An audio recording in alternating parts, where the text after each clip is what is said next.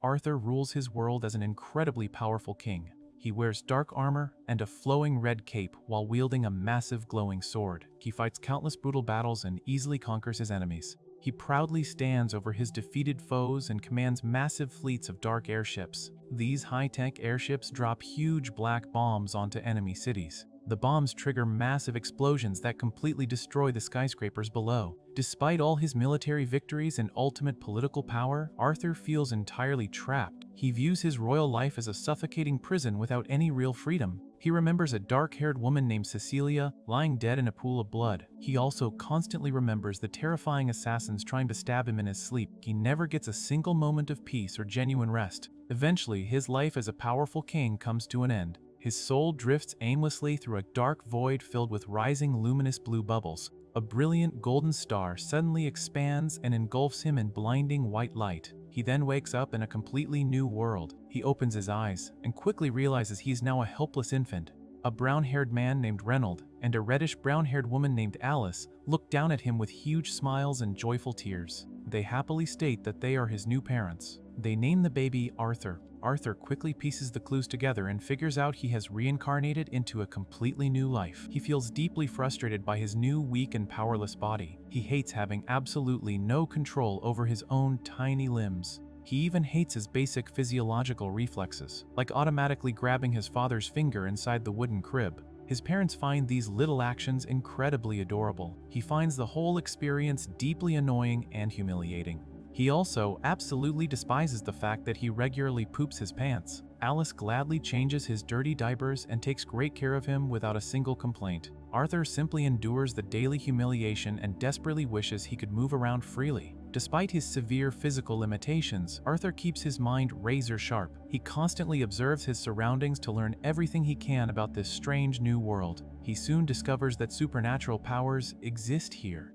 One day, he watches his mother Alice use glowing green magical energy to heal his father's head. He also watches Reynold train outside in the lush green fields. Reynold wears spiked black and gold bracers and throws powerful punches bursting with explosive red energy. Reynold even fights massive, dark, bull-like monsters in the forest and returns home covered in blood.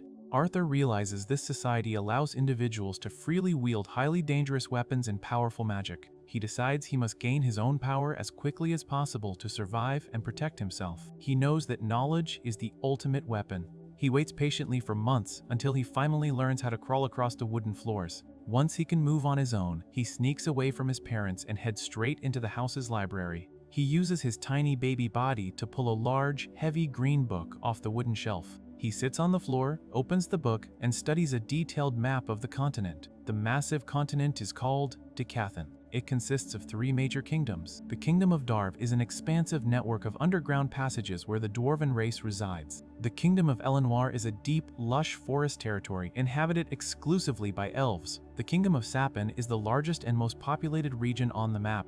Sapin is the primary land of humans, and Arthur quickly realizes this is exactly where he currently lives. He learns that Sapin operates under a traditional monarchy. Kingship here is directly inherited through royal bloodlines rather than violently taken by force like in his previous world. Arthur flips through more leather-bound books to understand the technological level of this society. He spots futuristic silver skyscrapers and flying vehicles in his memories, but this world is completely underdeveloped. He discovers that the existence of magic directly prevents technology from advancing. This world heavily relies on a mystical power called mana. Only about 1 in 100 people is born with the genetic ability to manipulate this mana. Arthur reads about the 2 main types of magic users. Augmenters use internal mana to physically enhance their bodies. This powerful technique gives them incredible strength, high defense, and extreme agility in close combat. Conjurers emit their mana into the outside world to bend their environment to their will and cast spells from a distance. A person absolutely needs a fully formed mana core to use any of these magical abilities. The book states that people usually awaken as mages and form their mana cores during early adolescence or their late teens. The difficult process involves gathering scattered pieces of mana inside the body and fusing them together into a solid core.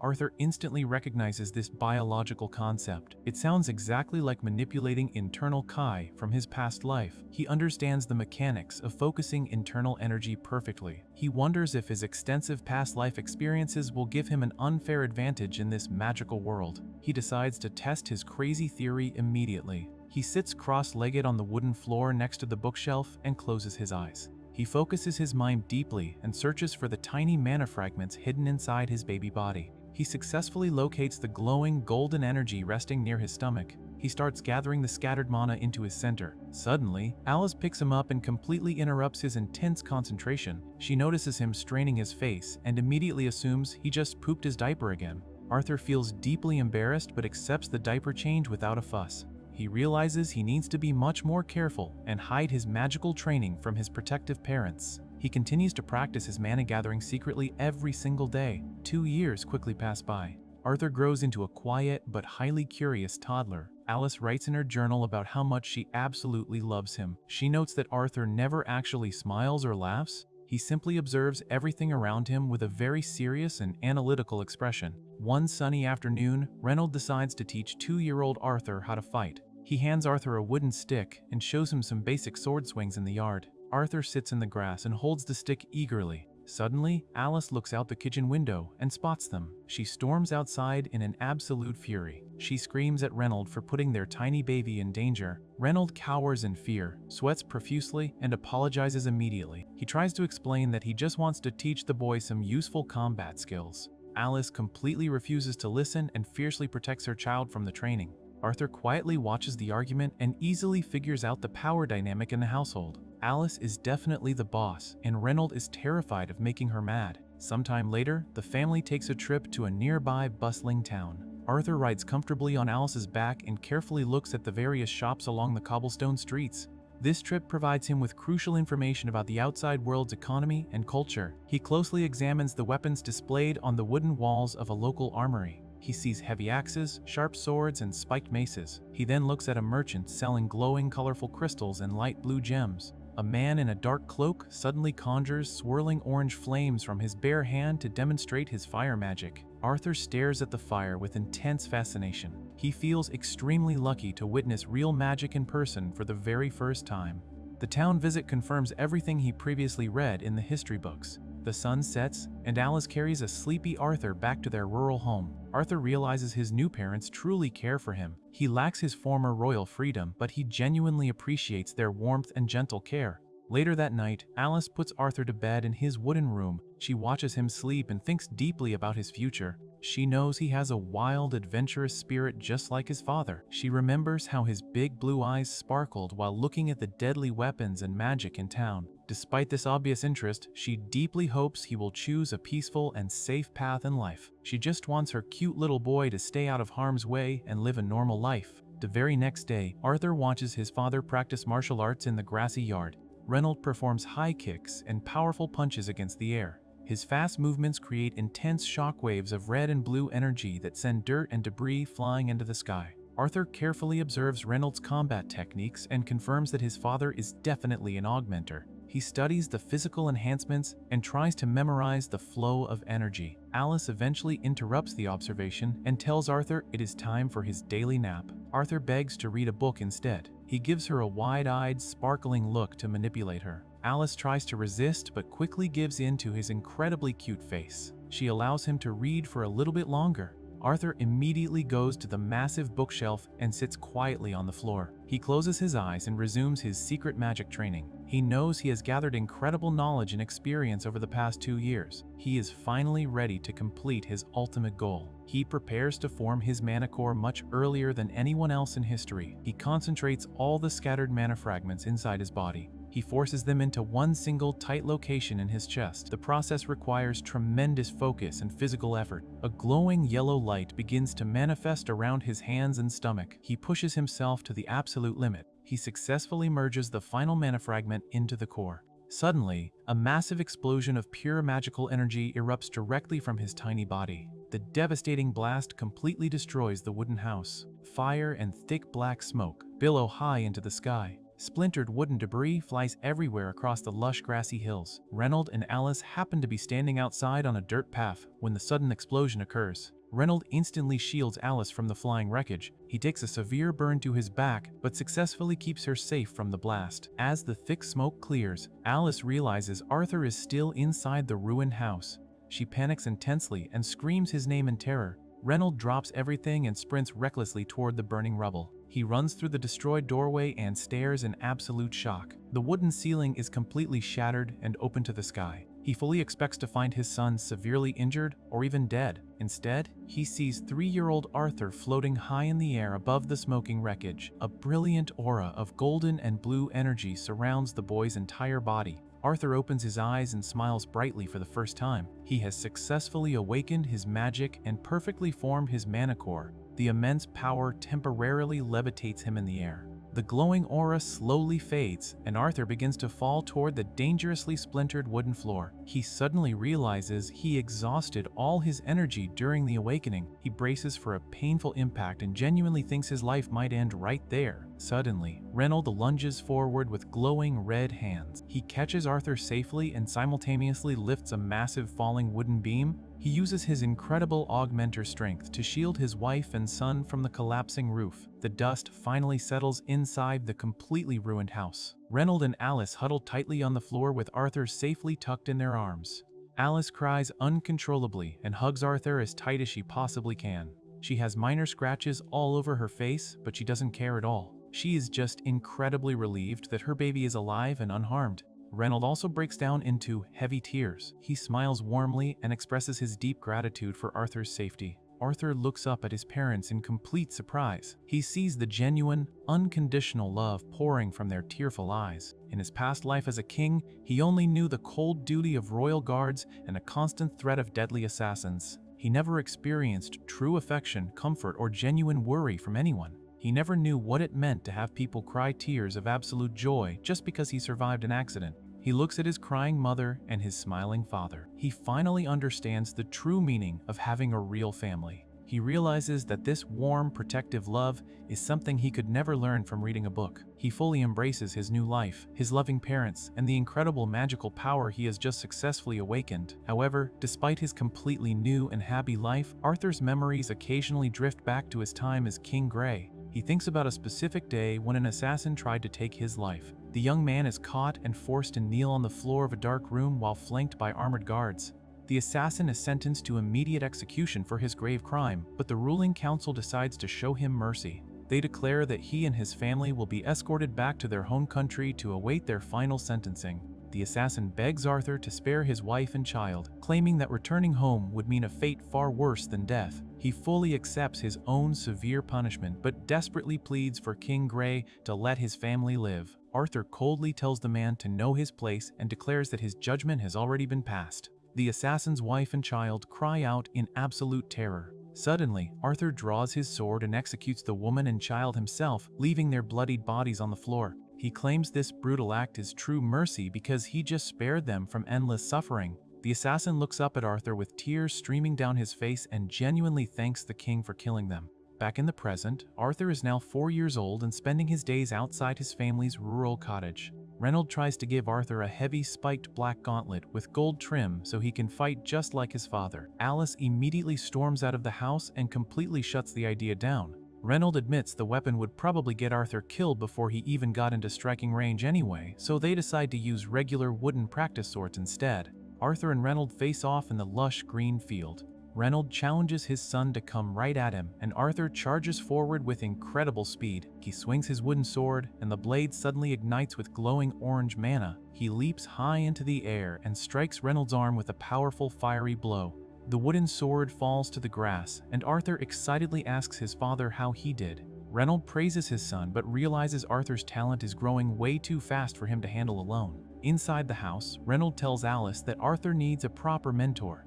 Alice absolutely refuses to send her 4-year-old son to some faraway town on his own. Reynold argues that Arthur is a literal prodigy who easily cuts through mana-reinforced wood, making a real teacher essential for his future. Alice remains totally stubborn and tearfully hugs Arthur on the floor, absolutely refusing to let him go. Reynold gets frustrated and tries to reason with her, pointing out that her wild emotions are narrowing her perspective. They argue back and forth loudly until Alice suddenly suggests a simple compromise where the entire family moves to the city together. Reynold instantly agrees, and they joyfully start packing their bags for a new life, completely thrilled about the journey. A few days later, the family gathers near the dirt path outside their home. 2 large wagons pulled by giant green lizard creatures wait for them. Arthur formally introduces himself to the group of adventurers hired to escort them to a major city called Xyrus. The adventurers are the Twin Horns, the exact same party Reynold and Alice used to travel with back in the day. Adam Crinch introduces himself as a spearman with a giant scar across his nose. Angela Rose calls Arthur incredibly cute and hugs him so tight he can barely breathe. Durden Walker shakes Arthur's tiny hand, while Jasmine Flansworth simply stares at him in silence. Helen Shard completes the group and warmly welcomes Arthur to the journey. The caravan sets off along the dirt path. Arthur sits inside the wooden wagon with his mother and looks out at the towering white cliffs. He thinks about how primitive this lizard-drawn carriage is compared to the flying futuristic vehicles from his past life, but he still finds the whole experience rather charming.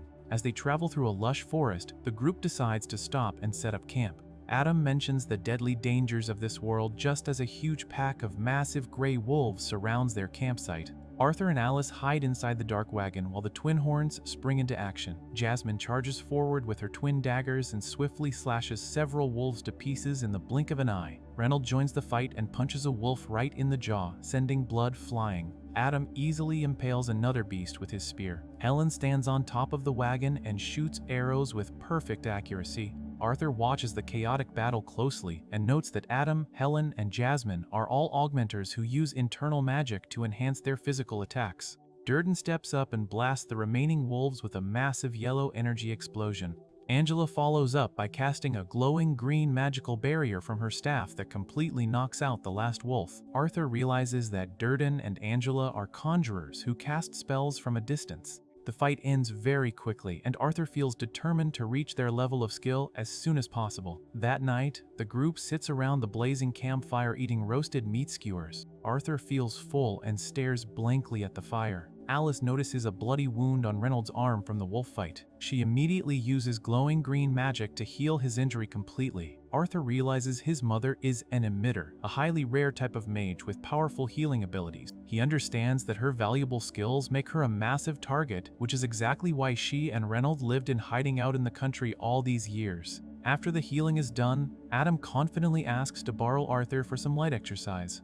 Arthur grabs a wooden sword and steps into the dark field to face Adam. He knows Adam has no intention of holding back despite Arthur being only 4 years old. Adam readies his cloth-wrapped spear, and Arthur unleashes a huge burst of green magical energy from his legs to boost his speed. He charges at Adam with his glowing orange sword. The two clash violently in the middle of the field. Sparks fly as Arthur tries his absolute best to keep up with the seasoned warrior. He puts up a great fight, but his tiny toddler body is simply too light to handle the impact. Adam deflects a heavy blow and sends Arthur flying backward high into the air. Angela quickly casts a green magic bubble to catch Arthur safely before he hits the ground. The rest of the group harshly scolds Adam for going too hard on a child, but Adam defends himself by calling Arthur a little monster. Later that night, Jasmine approaches Arthur and demands to know how he fights like that. Arthur recognizes the intense look in her eyes and knows she will never stop bothering him until she gets a real answer. The journey continues smoothly over the next few weeks. The caravan travels along steep, rocky cliffs under bright orange sunsets. During their rest stops, Arthur spends all his free time training with every single member of the Twin Horns. He does push-ups with Durden, practices his archery with Helen, and continuously spars with Adam. He also shares his past life combat knowledge with Jasmine, teaching her completely new ways to move and fight. Jasmine quickly masters a technique that allows her to glide incredibly fast across the grass using green wind magic. One evening, Arthur sits alone by the campfire reading a massive green book. Jasmine walks up and hands him a small sheathed dagger as a gift for his birthday and a thank you for his lessons. Arthur is genuinely surprised and thanks her for the weapon. The rest of the Twin Horns watch from afar and joke about how Jasmine never warms up to anyone like that. As they prepare to leave the campsite the next morning, Alice watches Arthur and suddenly starts crying.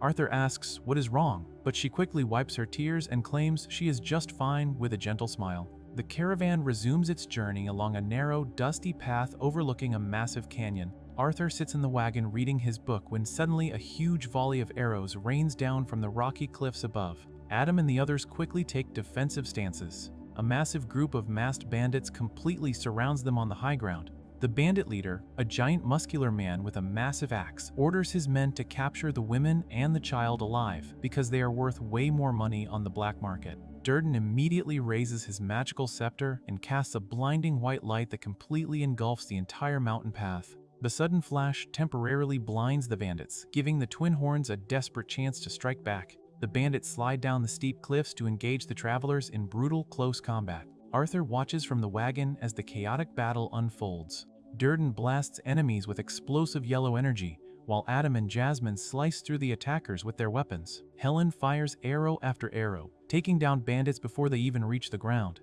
Despite the twin horns' incredible combat skills, the sheer number of bandits easily overwhelms them. A wounded Reynold gets thrown backward through a shattered wooden cart. He crashes to the dirt right in front of Alice and Arthur. A massive bandit approaches them with a club, but Reynold quickly stands up to block his path. Reynold is bleeding heavily from his shoulder but absolutely refuses to let anyone touch his family. He commands Alice to take Arthur and run away immediately. Alice argues that she is strong enough to fight too, but Reynold strictly forbids it. He tells Arthur to use his strength to protect his mother because she is going to have another baby. Arthur is completely shocked by the news that his mother is pregnant. He suddenly understands why Alice was acting so weird and emotional earlier. Reynold smiles at Arthur and says he's counting on his big brother to keep them safe. Reynold then charges directly at the bandit leader. He covers his fists in glowing pink energy and delivers a massive punch to the leader's face. The battle rages on, and Alice grabs Arthur's hand to flee the area as fast as possible. As they run across the dusty terrain, a hooded bandit mage standing on a high rocky ledge spots them escaping. The mage raises his wand and summons a massive vortex of swirling green wind magic. The powerful tornado strikes the cliffside and completely engulfs Alice and Arthur.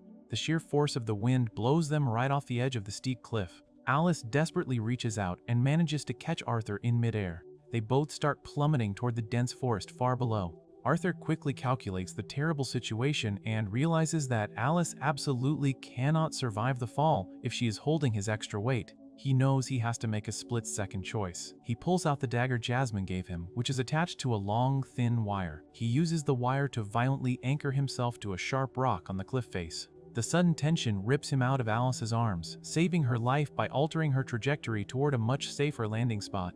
Arthur loses his grip on the wire and falls backward into the empty sky. As he plummets toward the ground at terminal velocity, he feels a strange sense of peace. He thinks back to his past life and the assassin who begged for his family's safety. He finally understands why the man was perfectly willing to die and why his family cried so hard for him. Arthur realizes that true family love involves sacrificing yourself without a single second thought. He closes his eyes and sheds a single tear, feeling incredibly happy that he was at least going to be an older brother. He completely embraces his fate and falls into the darkness. Sometime later, Arthur slowly wakes up in a completely unfamiliar place. A mysterious voice greets him and wishes him a good morning. Arthur wakes up after his massive fall from the cliff and realizes he somehow managed to survive the deadly drop. He finds himself entirely alone in a dark, rocky cavern and feels completely confused about his current location. Suddenly, he spots a massive, terrifying demon lurking in the shadows of the cave. The creature is clad in dark spiked armor, possesses giant curved horns, and has menacingly glowing red eyes and a jagged mouth. Arthur instantly panics, assuming the beast is going to kill and eat him. He tries to defend himself by throwing a desperate punch, but his tiny, battered body is way too weak and he ends up falling flat on the hard stone floor. The giant demon easily catches him and surprisingly tells Arthur that there is absolutely no need to be afraid because it is actually on his side. The creature points out that Arthur needs to recover from his severe physical injuries and casually places a pile of glowing yellow fruits on the ground right in front of him. Arthur is totally shocked by the monster's unexpected peaceful behavior, but he decides to trust it and takes a big bite of the glowing fruit. The taste is absolutely horrendous, causing Arthur to burst into tears and wail loudly, but he forces himself to keep chewing and swallowing because he knows he desperately needs his strength to heal. While he eats the terrible fruit, Arthur immediately asks the demon if his parents managed to survive the brutal bandit attack on the mountain pass. The demon uses its powerful magic to open a glowing viewing portal in the cave. The vision displays a stony path littered with the bloody corpses of the bandits, proving that the attackers were defeated. The demon informs Arthur that his family is completely safe and already continued their journey days ago. Arthur is incredibly relieved to hear that Reynold and Alice are alive and well, shedding heavy tears of absolute joy. He wipes his face and politely thanks the demon for the information. The terrifying creature then formally introduces herself to the young boy as Sylvia. Days pass in the isolated underground cave. Arthur's severe physical wounds eventually heal completely, and he becomes incredibly anxious to return home to his family. However, Sylvia explains that they are currently located deep within the Elshire Forest, a highly dangerous region filled with deadly wild animals and ruthless outlaws.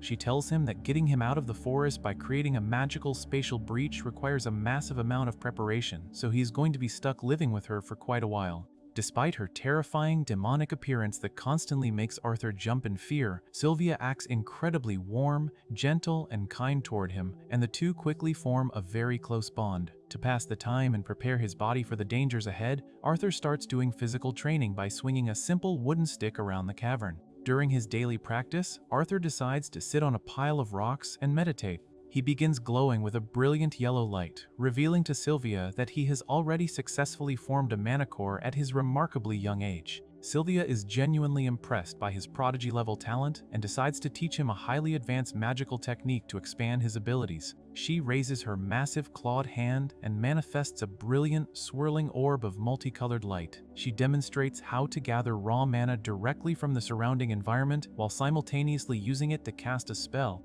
Arthur immediately grasps the concept, realizing this is exactly like refueling an airplane in midair. He notes that human mages typically separate gathering mana and casting spells into two completely different steps. Sylvia explains that while humans struggle immensely with this multitasking concept, mana beasts do it as naturally as breathing. She offers to teach Arthur this incredibly powerful skill so he can become even stronger, but she first demands to know what he actually intends to do with such immense power once he acquires it.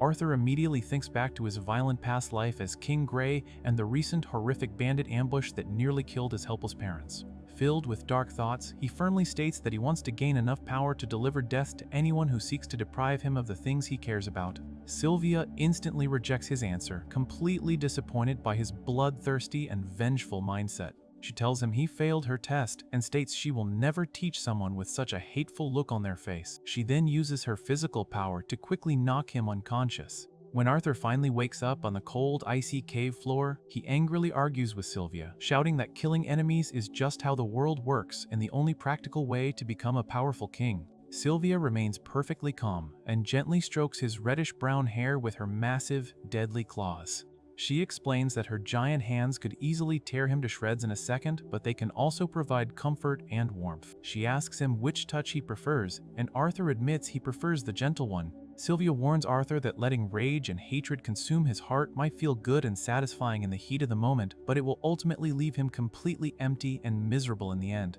She pleads with him not to waste the precious second chance at life she saved him for on a dark path of endless violence. Sylvia asks the crucial question one more time, wanting to know what he will truly use his new strength for.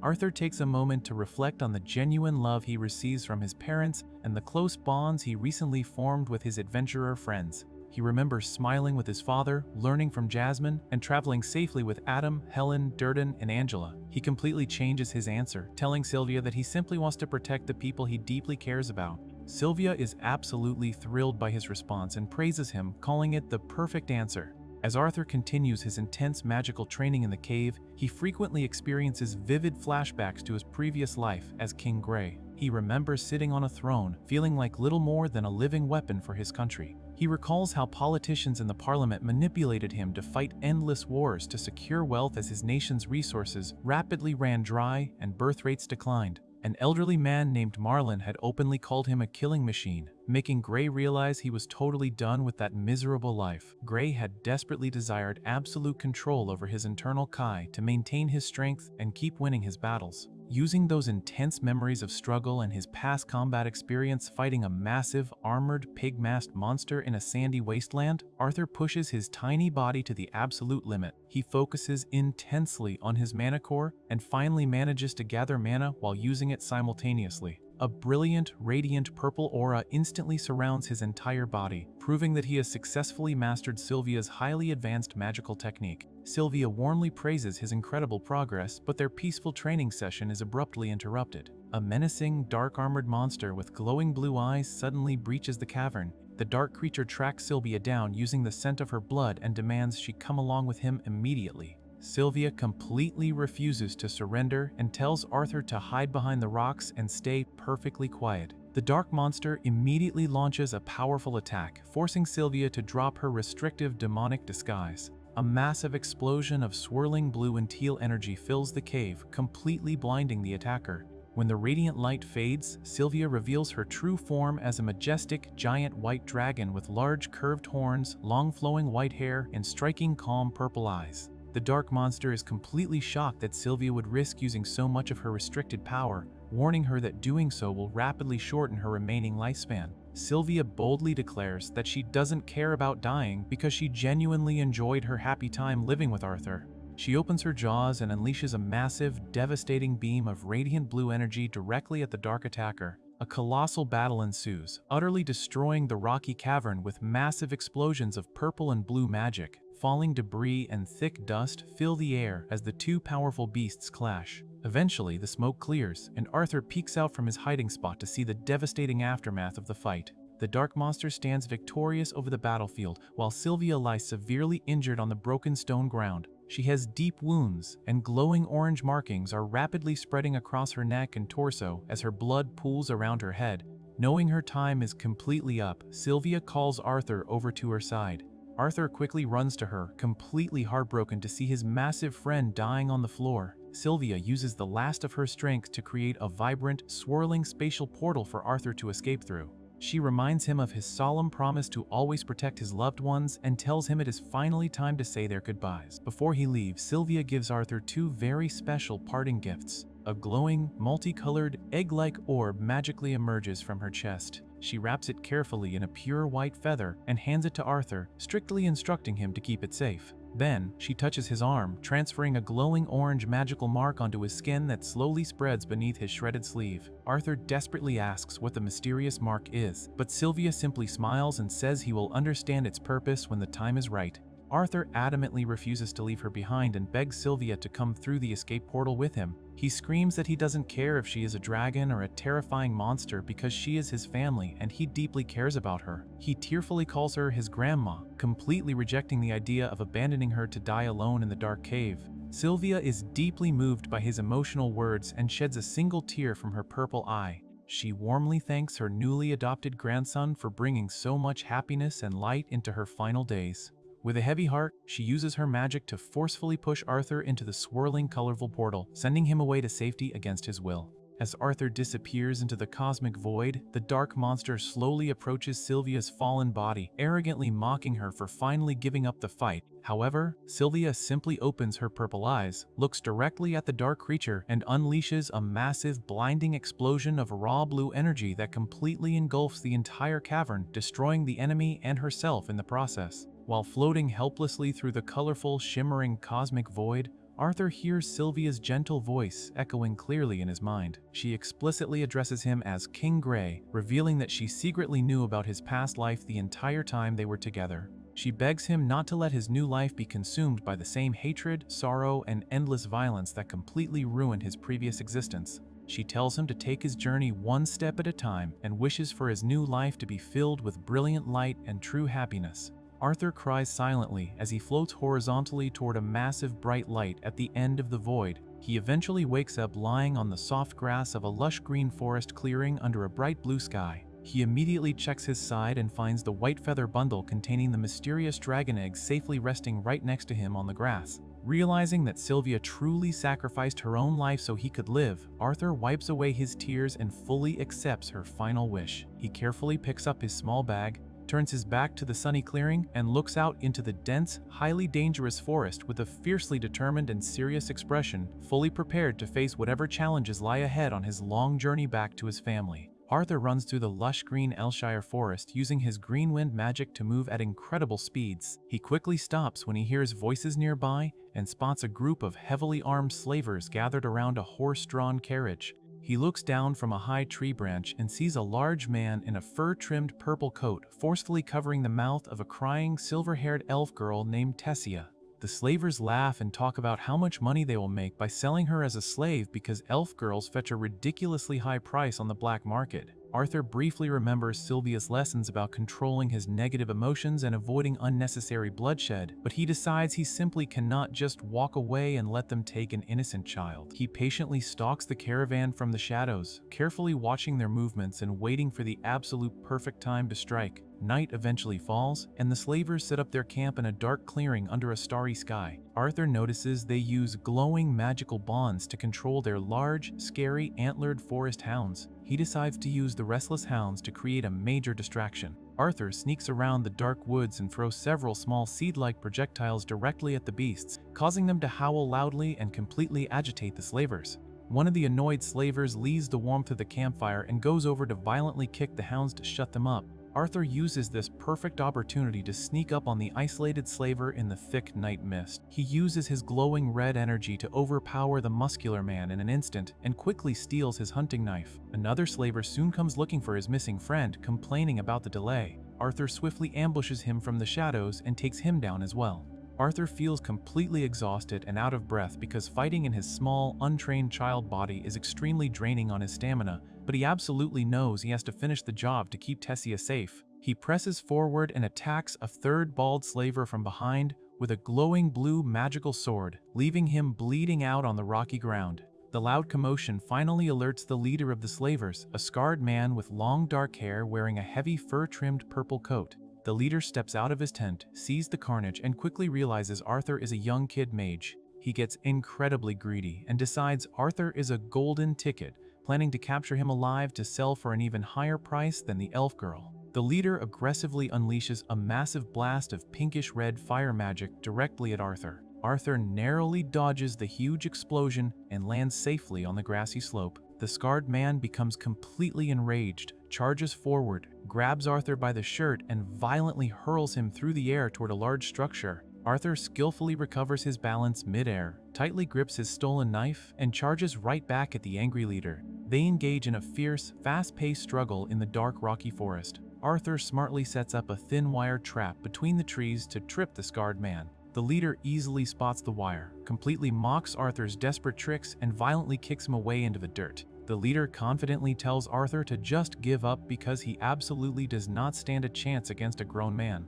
Arthur fiercely refuses to back down, reaches out, and touches the leader's leg to unleash a highly condensed burst of fire magic. The intense flames quickly engulf the scarred man, leaving him severely burned and screaming in intense, agonizing pain. The leader completely loses his temper, abandons his plan to capture the boy alive, and decides he is just going to brutally kill Arthur and sell his corpse to twisted magical collectors instead. He angrily prepares another massive magical strike, but Arthur reacts much faster. Arthur heavily throws his knife with incredible precision and speed, embedding the blade directly into the leader's bleeding forehead. The scarred man screams in absolute agony one last time and collapses dead on the dark forest floor. The bald slaver who survived the earlier sword attack terrifiedly begs Arthur for his life. Arthur shows absolutely no mercy and coldly points out that the little elf girl probably begged them for her life too, clearly indicating he won't spare him.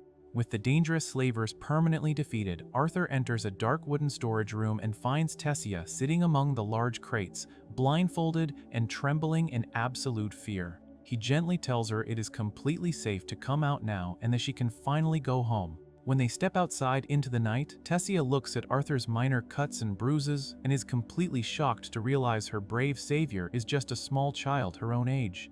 Arthur quickly covers the dead bodies of the slavers and sets up a makeshift stone memorial to completely shield Tessia from the gruesome reality of the bloody battle. He smoothly lies to her, saying the bad men just had an unfortunate accident and will never be able to bother her again.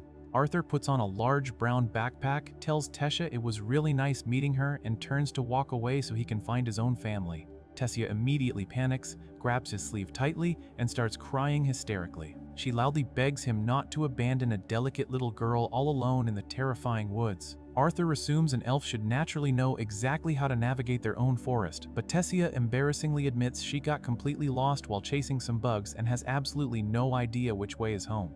Arthur sighs and realizes he has absolutely no choice but to physically escort her back to her family. Before they leave the camp, Tessia strongly insists they free the captive forest hounds. She explains that the elves deeply cherish all life and the poor beasts will starve to death if they just leave them tied up in the dark. Arthur strongly worries the giant hounds might immediately attack them once freed, but Tessia confidently assures him they were just being forcefully controlled by the bad men's magic. Arthur reluctantly agrees, and they set the massive animals completely free. They start walking along a rocky cliffside path, and Tessia formally introduces herself as Tessia Erlith. Arthur gives her his full name as well. They stop to make a small campfire, and Arthur cooks a simple meal of boiled jerky in a pan. Tessia takes a bite and makes a highly disgusted face because the food is extremely bland without any proper herbs. Arthur strictly tells her she absolutely needs to eat anyway to keep her energy up for the long walk, briefly remembering how Sylvia used to force him to eat terrible-tasting glowing fruit for his own healing. As they continue walking through the lush green forest, they happily talk about their respective homes. Tessia excitedly explains she lives in the elf kingdom of Elenoir and spends most of her time heavily supervised by her grandpa and caretakers because her parents are incredibly busy with important work. Arthur quietly suspects she might belong to a very wealthy or highly royal family based on how sheltered she acts. Tessia spots some glowing yellow bugs flying around them and explains her people constantly use them to easily mark paths in the woods. She playfully asks Arthur if he wants to catch one and wear it as an earring. Arthur quickly declines the offer and mentally notes that he really needs to study Tessia closely and learn how to act more like a normal child to blend in. Night falls again, and they set up a small dark tent at the base of a massive tree trunk. Arthur firmly tells Tessia to sleep inside while he stays outside to keep a strict watch. Tessia gets incredibly scared of the dark woods and desperately tries to convince Arthur to sleep inside the tent with her. She claims she is definitely not scared of ghosts, but is just highly worried that wild beasts will easily spot him if he stays outside alone. She also mentions her grandpa strictly warned her that human men are all highly dangerous perverts who have multiple wives. Arthur gets extremely offended by the wild accusation and explains that only a few wealthy aristocrats actually have multiple wives. He bluntly asks Tessia if she even knows what a pervert actually is, and she embarrassingly admits she has absolutely no idea. Arthur finally gives up arguing and agrees to stay inside the tent, and Tessia quickly falls asleep under her warm blanket. Arthur sits quietly in the dark tent and finds it highly amusing to finally experience what having a little sister actually feels like. The next day, they wade across a sparkling turquoise stream surrounded by large mossy rocks. Suddenly, Arthur experiences an unbearable, agonizing pain fiercely radiating directly from his newly formed manicore. He completely collapses onto the dirt floor, sweating profusely, clutching his chest, and intensely struggling to breathe under the massive weight of his heady backpack. Tessia totally panics and frantically asks if he is okay. She immediately offers to run off and find some magical medicinal herbs to quickly help his stomachache. Arthur completely stops her because he knows the dangerous forest is way too deadly for her to wander around alone. He decides to lie and firmly tells her he is perfectly fine, so she absolutely does not worry about his worsening physical condition. While Arthur rests exhausted against a large mossy tree trunk, a massive gray wolf suddenly approaches them from the thick bushes. It is one of the very same forest hounds they mercifully freed the night before. The giant wolf proudly drops a large dead boar right in front of Arthur and calmly walks away into the trees. Tessia happily points out that the wolf is directly repaying them for their good deeds. That night, they sit around a crackling campfire and cook the tender boar meat on wooden skewers. Tessia successfully finds some highly nutritious mushrooms to perfectly go with the hearty meal and happily eats her food. She talks extensively about her comfortable life in Elenoir and mentions that her frequent bedtime stories always feature highly evil people from the human and dwarf kingdoms, which is exactly why all elves absolutely do not trust humans. Arthur quietly listens but is way too completely exhausted from his intense internal core pain to keep the casual conversation going. He quietly passes out right there in the dark tent. The very next morning, Arthur surprisingly wakes up to find Tessia actively carrying him on her back. She smartly placed him inside his own large backpack carrier to easily transport him through the dark, misty forest path. Arthur feels incredibly embarrassed about being so physically weak, but Tessia cheerfully tells him it is totally fine. Tessia asks if she can officially start calling him Art since they are close friends now. Arthur gives a very dry, sarcastic response, so she gets highly annoyed. He jokingly calls her Your Highness Tessia, and she playfully scolds him for constantly making bad jokes exactly like a grumpy old man. They continue to banter back and forth as they walk much deeper into the misty woods. Eventually, they arrive at the thick base of a massive, ancient tree that prominently features a brilliant, glowing green portal of magical light. Tessia excitedly announces that they have finally reached her actual home. She steps directly into the intense magical green light without any hesitation at all. Arthur quickly follows his new friend right into the glowing teleportation gate, completely unaware that a mysterious voice instantly detects that the restricted portal has just been activated. As soon as Arthur and Tessia step through the portal, they are immediately surrounded by heavily armed elf soldiers in blue uniforms. The guards instantly assume the worst and aggressively grab Tessia by the shoulders to pull her away from Arthur. They draw their swords and declare that Arthur is a filthy human who must have brainwashed the young elf girl to trespass into their secret kingdom. The guards prepare to execute him right there on the spot. Tessia completely panics and desperately shouts at the guards to stop and let Arthur go, explaining that he is actually her savior and not a dangerous threat at all. The guards refuse to listen, completely blinded by their deep hatred for humans, and accuse Arthur of being a violent savage. Just as the situation is about to turn deadly, a bright green energy orb suddenly appears, and an elderly gray-haired elf steps out to command the guards to release the human at once. The elderly man introduces himself as Virion Erilith, the former ruler of the Elenwar kingdom. He sternly tells the guards to stand down and then formally thanks Arthur for aiding his granddaughter. Arthur is completely shocked to hear this and realizes for the first time that Tessia is actually the princess of the elves. Before Arthur can even process this massive revelation, a fancy black and gold carriage arrives at the scene. Tessia's parents, King Alduin and Queen Mariel, rush out and joyfully embrace their missing daughter. The heartwarming reunion is quickly interrupted when King Alduin notices Arthur standing nearby. He instantly becomes furious at the sight of a human in his kingdom and loudly demands to know what the guards are doing, ordering them to arrest the boy immediately. Virion calmly steps in and explains that Arthur saved Tessia's life and brought her back safely, so he hardly deserves a summary execution. Queen Mariel tries to comfort Tessia, but the young princess stubbornly refuses to back down. She loudly declares that Arthur is a good person and demands that her family show him proper hospitality at their castle. King Alduin is visibly stressed and completely appalled by the idea of bringing a human into the royal palace, but Tessia gives him the ultimate puppy dog eyes and begs him to agree. Unable to say no to his precious daughter, Alduin reluctantly gives in to her demands. Tessia happily grabs Arthur's hand and promises to share all her favorite treats with him. As they walk away, Virion closely watches Arthur and silently notices that the boy possesses an unfathomable, mysterious strength. Tessia excitedly drags Arthur through the bustling elven city, showing off the beautiful white dome-shaped houses built into the massive mountain cliffs and the long wooden suspension bridges connecting the lush green forest platforms. Arthur is genuinely amazed to see such a unique and advanced civilization with his own eyes, especially since humans and elves have a long history of bitter conflicts. Despite the beautiful scenery, Arthur remains highly guarded and acutely aware of the hostile glares from the elf citizens around him. He knows he cannot afford to let his guard down again after realizing how easily the elves would kill him just for being human. They finally arrive at the Grand White Castle, where a large group of maids in blue dresses warmly welcomes Princess Tessia back home. Tessia immediately orders the staff to prepare their best hospitality for her savior, suggesting snacks, a meal, and a long bath. She then asks her parents if she can fully explain what happened to her while they enjoy some tea and pastries. The royal family gathers in a grand meeting room with stone walls and decorative curtains. Arthur politely kneels on the tiled floor to show respect, but Tessia insists he sit in a chair at the long wooden table with everyone else. King Alduin formally introduces himself and his wife, Queen Mariel, while Virion introduces himself as the former king. Arthur introduces himself as Arthur Lewin from a humble town in the Sapin Kingdom and humbly expresses his gratitude for the audience. Alduin coldly notes that Arthur is surprisingly well educated for a low-born human. Arthur proceeds to explain his harrowing journey, detailing how his family was ambushed by bandits and how he eventually stumbled upon Tessia in the forest. He deliberately leaves out a few specific details about his own powers, but tells the complete truth about the slavers. Upon hearing the word slavers, King Alduin slams his fist on the table in a blind rage, shouting that human barbarians were responsible for kidnapping his daughter.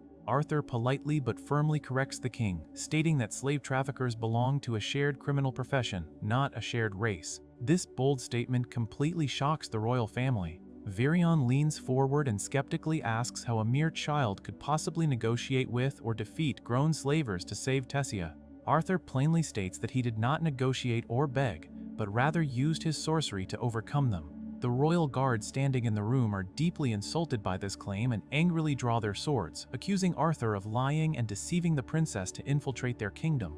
Virion strictly orders the guards to lower their weapons, and Tessia aggressively defends Arthur's story. She confirms that bad men captured her, threw her in a wagon, and openly talked about selling her off for a high price. Hearing his daughter's testimony, King Alduin finally believes Arthur's story and thanks him for his bravery. Arthur then makes his one request, asking the king for help to safely return to his family in the Sapin Kingdom. Alduin's expression darkens immediately, and he harshly asks if Arthur seriously expects the elves to show gratitude and assist a human after all the historical enmity between their races. Arthur fearlessly looks the king in the eye and replies that if the elves truly believe humans are lowly savages, they shouldn't conduct themselves in the same debased, ungrateful manner. Virion chuckles at the clever response, admitting that Arthur makes a very fair point. Alduin sighs and explains the harsh reality of the situation. The teleportation gate to the Sapin Kingdom is highly restricted and only opens for a joint council between the rulers of the three races once every 7 years. Since the last council recently passed, the gate will not open again for another 5 years.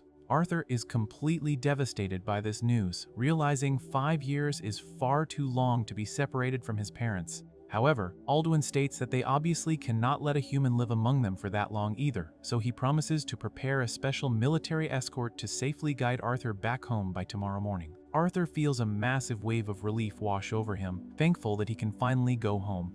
But right at that moment, an agonizing, unbearable pain fiercely strikes his chest. He desperately clutches his shirt, gritting his teeth to hide his intense suffering from the royal family. Alduin completely misses Arthur's distress and simply tells him to make himself comfortable for the night. Later that evening, Arthur sneaks out to a secluded waterfall to train and try to understand what is happening to his body. He stands shirtless under the rushing water, clutching his chest in pain and silently begging Sylvia for help. The pain eventually lessens in the cool night breeze, and Arthur steps out onto a massive stone balcony overlooking the dark cliffside. He looks up and spots Tessia happily spending time with her parents and Virion on a higher balcony. Seeing their warm family dynamic makes Arthur deeply miss his own parents, Reynolds and Alice. He wonders if they managed to safely escape the bandit ambush and if they are even still alive. His mind fills with dark doubts as he questions if his parents would ever smile at him like that again, feeling immensely guilty for being entirely incapable of protecting them during the attack. He feels overwhelmed by the dark, violent nature of his past life as a king, realizing that his soul is constantly waging a bitter war against his old self. Suddenly, Tessia runs down to the lower balcony and happily greets him. She apologizes for her father and grandfather being so rude during the meeting. Arthur brushes it off, telling her she should just act like the spoiled princess she is and enjoy the attention from her worried family. Tessia gets slightly annoyed and claims Arthur will act exactly the same way when he finally reunites with his own parents. Arthur's expression turns somber and he voices his deep insecurities, saying his parents went through so much trouble because of him and might not even miss a weak son who couldn't protect them. Tessia immediately hates his self-deprecating attitude. She boldly steps forward, grabs Arthur's face, and aggressively squishes his cheeks together. She forcefully tells him that his parents are obviously incredibly sad about losing him, and she is already terribly sad that he is leaving tomorrow. Arthur is completely startled by her sudden physical affection and genuine words. Dozens of glowing green orbs begin to float up from the dark rocky abyss around the balcony. Tessia happily explains that the beautiful floating lights are called firefly pots. Arthur looks at the glowing lights and feels a profound sense of clarity. He realizes he was being foolish by letting his past life's trauma dictate his current emotions. He sincerely apologizes to Tessia for his dark mood and admits that he likes the glowing fireflies too. The two children share a peaceful moment watching the lights together. Suddenly, Arthur's sharp combat instincts completely take over. He rapidly pushes Tessia behind him to shield her and flawlessly blocks a massive surge of green energy aimed right at them. The glowing green light clears to reveal Virion standing there with a large grin on his face. Tessia is absolutely furious and angrily yells at her grandfather for trying to kill them. Virion laughs it off, casually stating that his little trick wouldn't actually kill anyone. He explains that he staged the sudden ambush solely to test Arthur's instant defensive response, successfully proving that the boy really did have the skills to fight off a group of armed slavers. Tessia scolds Virion for picking on Arthur, insisting that he isn't the kind of human Virion should hate. Virion agrees, stating he hasn't taken this much interest in someone in a very long time. He summons a wooden training sword from a swirl of green magic and playfully challenges Arthur to a second round.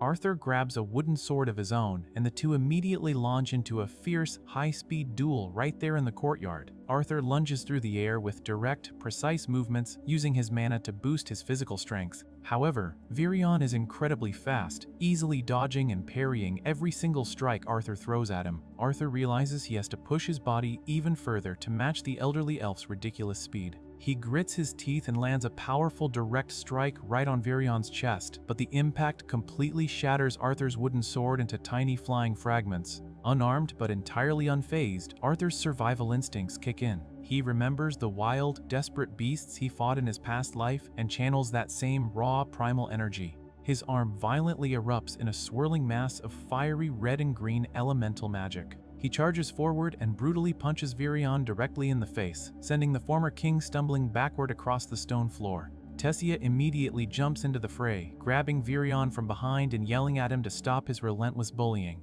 Virion rubs his bruised forehead and smirks, openly admitting he definitely didn't expect the young boy to actually get the better of him. He is incredibly impressed by Arthur's raw talent and combat awareness. Without any hesitation, Virion formally offers to take Arthur in as his personal apprentice. Arthur is completely taken aback by the sudden offer and politely declines, explaining that his parents still don't know he's alive and he absolutely needs to go home. Virion slyly counters by suggesting there might be a magical way to contact his parents and let them know he's safe without him having to leave Elenoir. Before Arthur can even ask how that is possible, the agonizing, unbearable pain strikes his chest again, but this time it is significantly worse. He collapses onto the hard stone floor, violently clutching his chest and sweating profusely as he struggles to breathe. Virion steps forward, looks down at the suffering boy, and his expression turns dead serious. He plainly states that he suspected this might be the case. Virion reveals that Arthur is currently experiencing the severe physical backlash of inheriting a powerful beast will. He strictly warns Arthur that he no longer has a choice in the matter. Arthur must become his apprentice and learn how to properly control his rampant mana, because if he refuses, the overwhelming power of the beast will is going to completely destroy his body and kill him. While unconscious from his catastrophic mana core failure, Arthur finds himself trapped in a dark void experiencing a terrible nightmare. He stares up at a massive, menacing entity made of swirling purple and blue mist with glowing red eyes and a sinister grin. Arthur tightly shuts his eyes in intense distress, heavily sweating as he feels the crushing anxiety and the massive weight of his responsibilities pressing down on him. He slowly wakes up from the nightmare and finds Tessia sitting directly on top of him in his bed. She happily tells him to get up because Virion is waiting for them. Arthur sluggishly asks for 5 more minutes and jokingly calls her a monster. Tessia gets incredibly angry, aggressively yells at him for the insult, and pulls his arms to drag him out of bed. Arthur rubs his head and comments that she looked like Medusa just a second ago. Tessia asks him if he is truly planning on staying in Elenoir. Arthur takes off his shirt to change and explains that he will make his final decision after their upcoming trip. He calls her princess, which completely flusters her. She violently pulls his shirt over his head, loudly demands that he call her Tess instead of princess, and orders him to leave the room so she can get changed. Meanwhile, King Alduin argues with Virion in the grand hallway about keeping Arthur in the elven capital. Alduin strongly insists that allowing a human to stay completely goes against all of their sacred traditions. Virion completely ignores his son's complaints and simply states that he has taken a liking to the boy. Tessia jumps into the argument and loudly reminds her father that Arthur saved her life twice. Alduin aggressively tries to silence his daughter, but Virion shuts the entire argument down and tells everyone it is time to leave. Virion, Arthur, and Tessia ride together in a fancy carriage pulled by an armored beast. Tessia falls completely asleep and rests her head on Arthur's shoulder. Virion tells Arthur that Tessia woke up very early because she was extremely anxious to find out what would happen to him.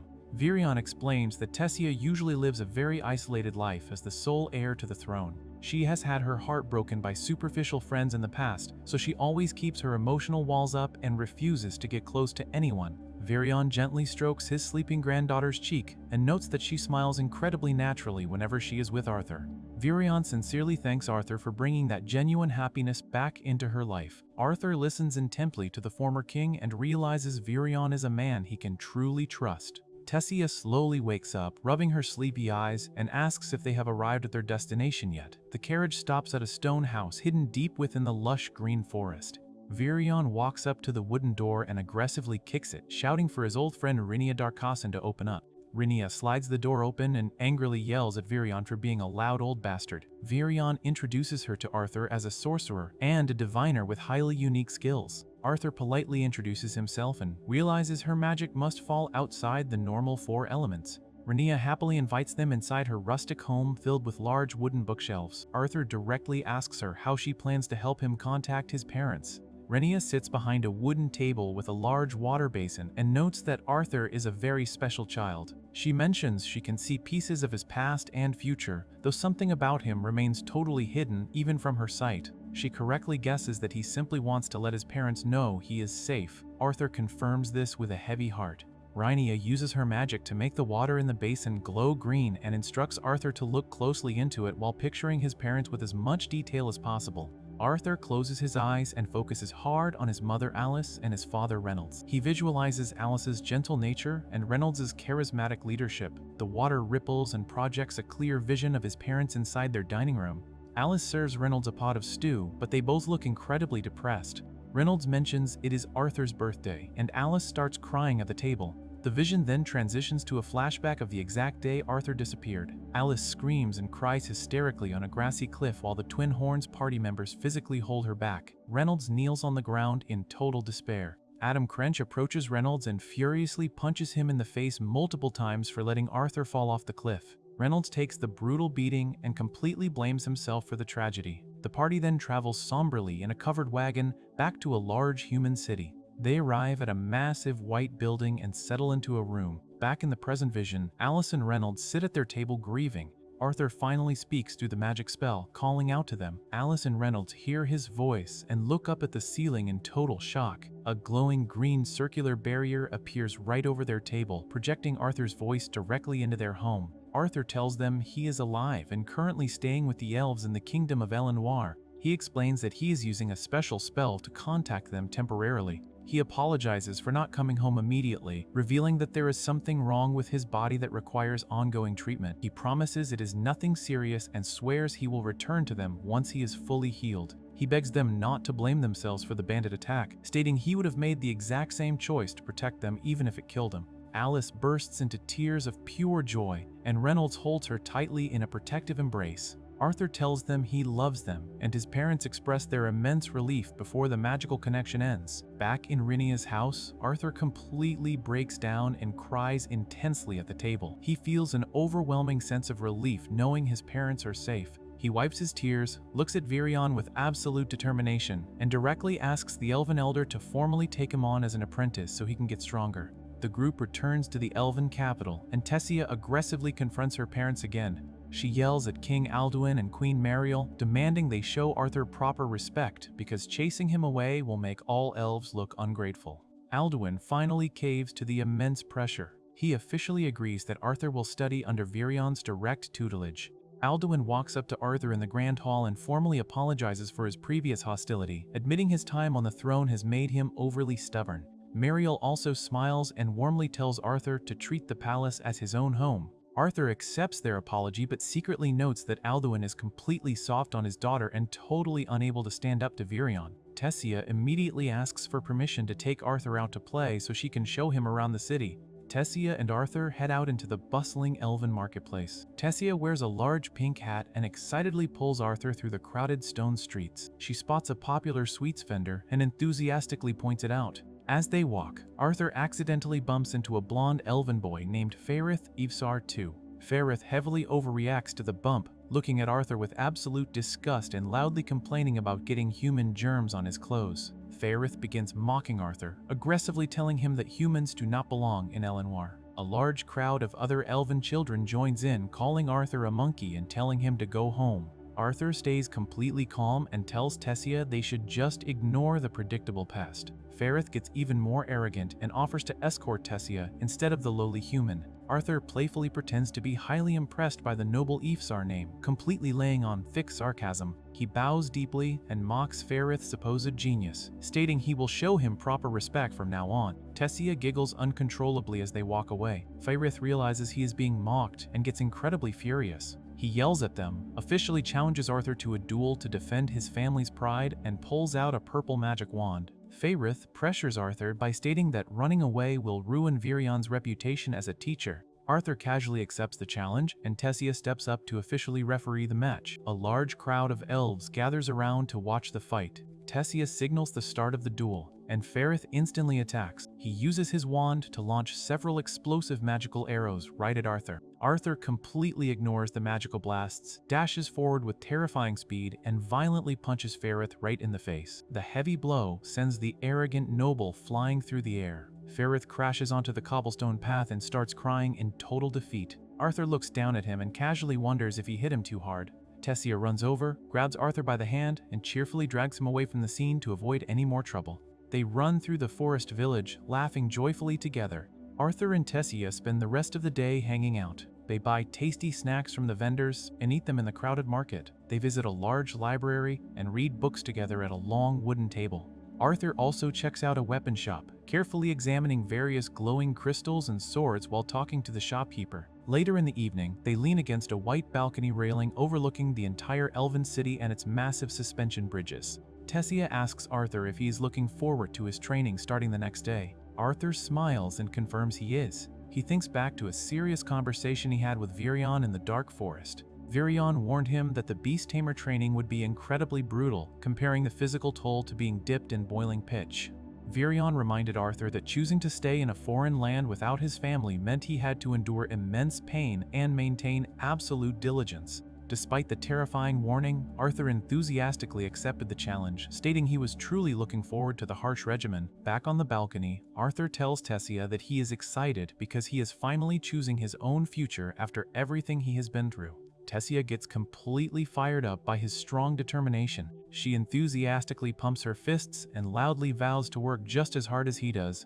The very next day, Arthur meets Virion in a lush green forest clearing to begin his official tutelage. Arthur stands ready in his black training clothes, and Virion declares the start of their routine. Over the course of 3 full years, Arthur endures an incredibly grueling physical and magical regimen. He travels deep into a massive forest canyon filled with glowing blue gems and ancient ruins. He suffers through intense, agonizing pain in his chest as he actively forces his unstable mana core to settle. He discovers mysterious glowing orbs of mana and learns to properly harness their energy. He practices tirelessly with Tessia in a stone courtyard, greatly improving his combat forms. He engages in countless intense sparring matches with Virion, lunging and dodging at blinding speeds with wooden practice swords. Arthur rapidly grows taller and significantly stronger over the years. He stands proudly before a glowing waterfall in the dark forest, fully realizing that his difficult path will only get harder, but he remains completely ready to face his exciting future. Arthur and Tessia stand on a balcony and watch a golden carriage leave the courtyard below. Arthur asks where the carriage is heading, and Tessia explains that her parents, King Alduin and Queen Muriel, are traveling to a special meeting that requires their mandatory attendance.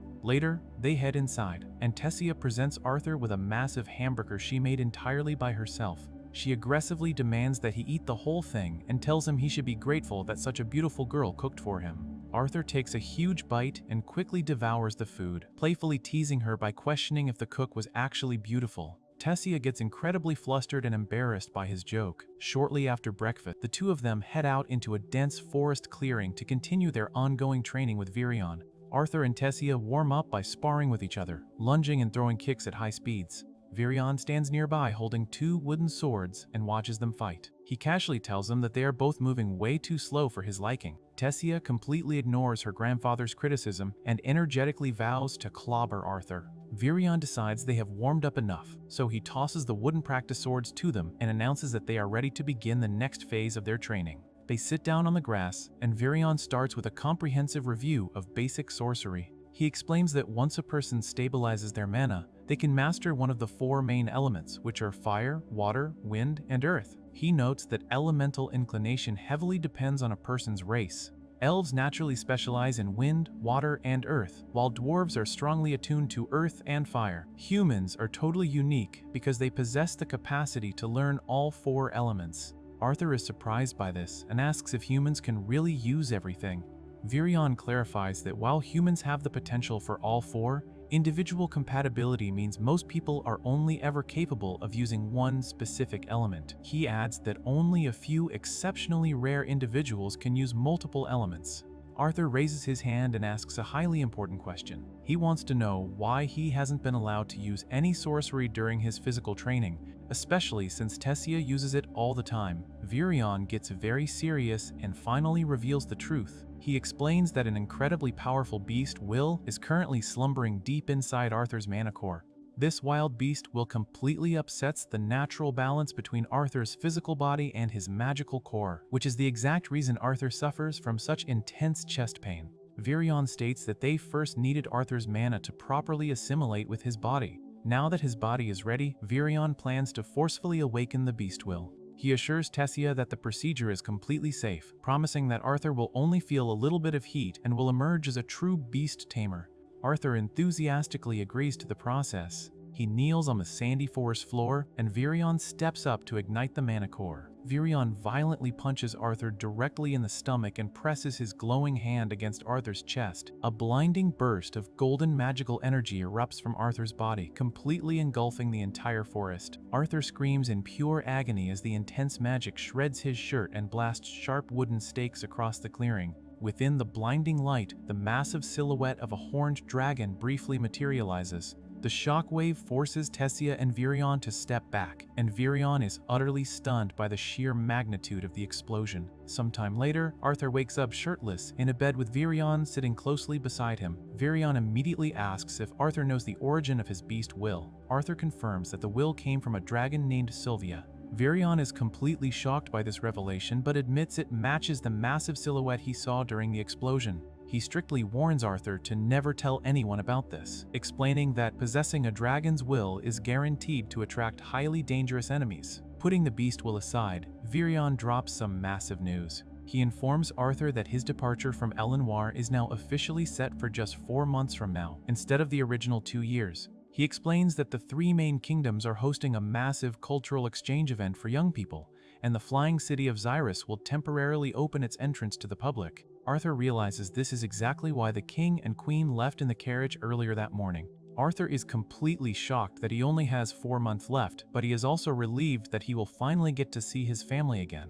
Virion warns him that his training will become significantly harder starting tomorrow and mentions that Tessia already knows about his early departure. That night, Arthur lies alone in his dark room, feeling anxious about the shortened timeline. Suddenly, the glowing, multicolored stone that Sylvia gave him begins to crack. Arthur realizes in sheer terror that the stone is actually an egg. The egg completely shatters, sending glowing shards and shimmering particles flying across the room. A small black winged creature with tiny horns and a star-tipped tail emerges from the glowing debris. The newborn creature smiles joyfully at Arthur. Arthur picks the small dragon up, finding her incredibly adorable. Suddenly, the creature playfully bites his hand, and a glowing purple magical crest permanently imprints itself onto Arthur's arm. Arthur hears a voice in his head and quickly realizes he can communicate telepathically with the little dragon. He officially names her Sylvie in honor of her mother. Sylvie happily accepts her new name and falls completely asleep on the bed next to him. The next morning, Tessia peeks into Arthur's room and is totally amazed to find him sleeping beside the small black creature. She carefully picks Sylvie up, instantly falling in love with her cute fangs and tiny wings. Later that day, Arthur walks out into the forest with Sylvie perched comfortably on his head. He shows his new pet to Virion.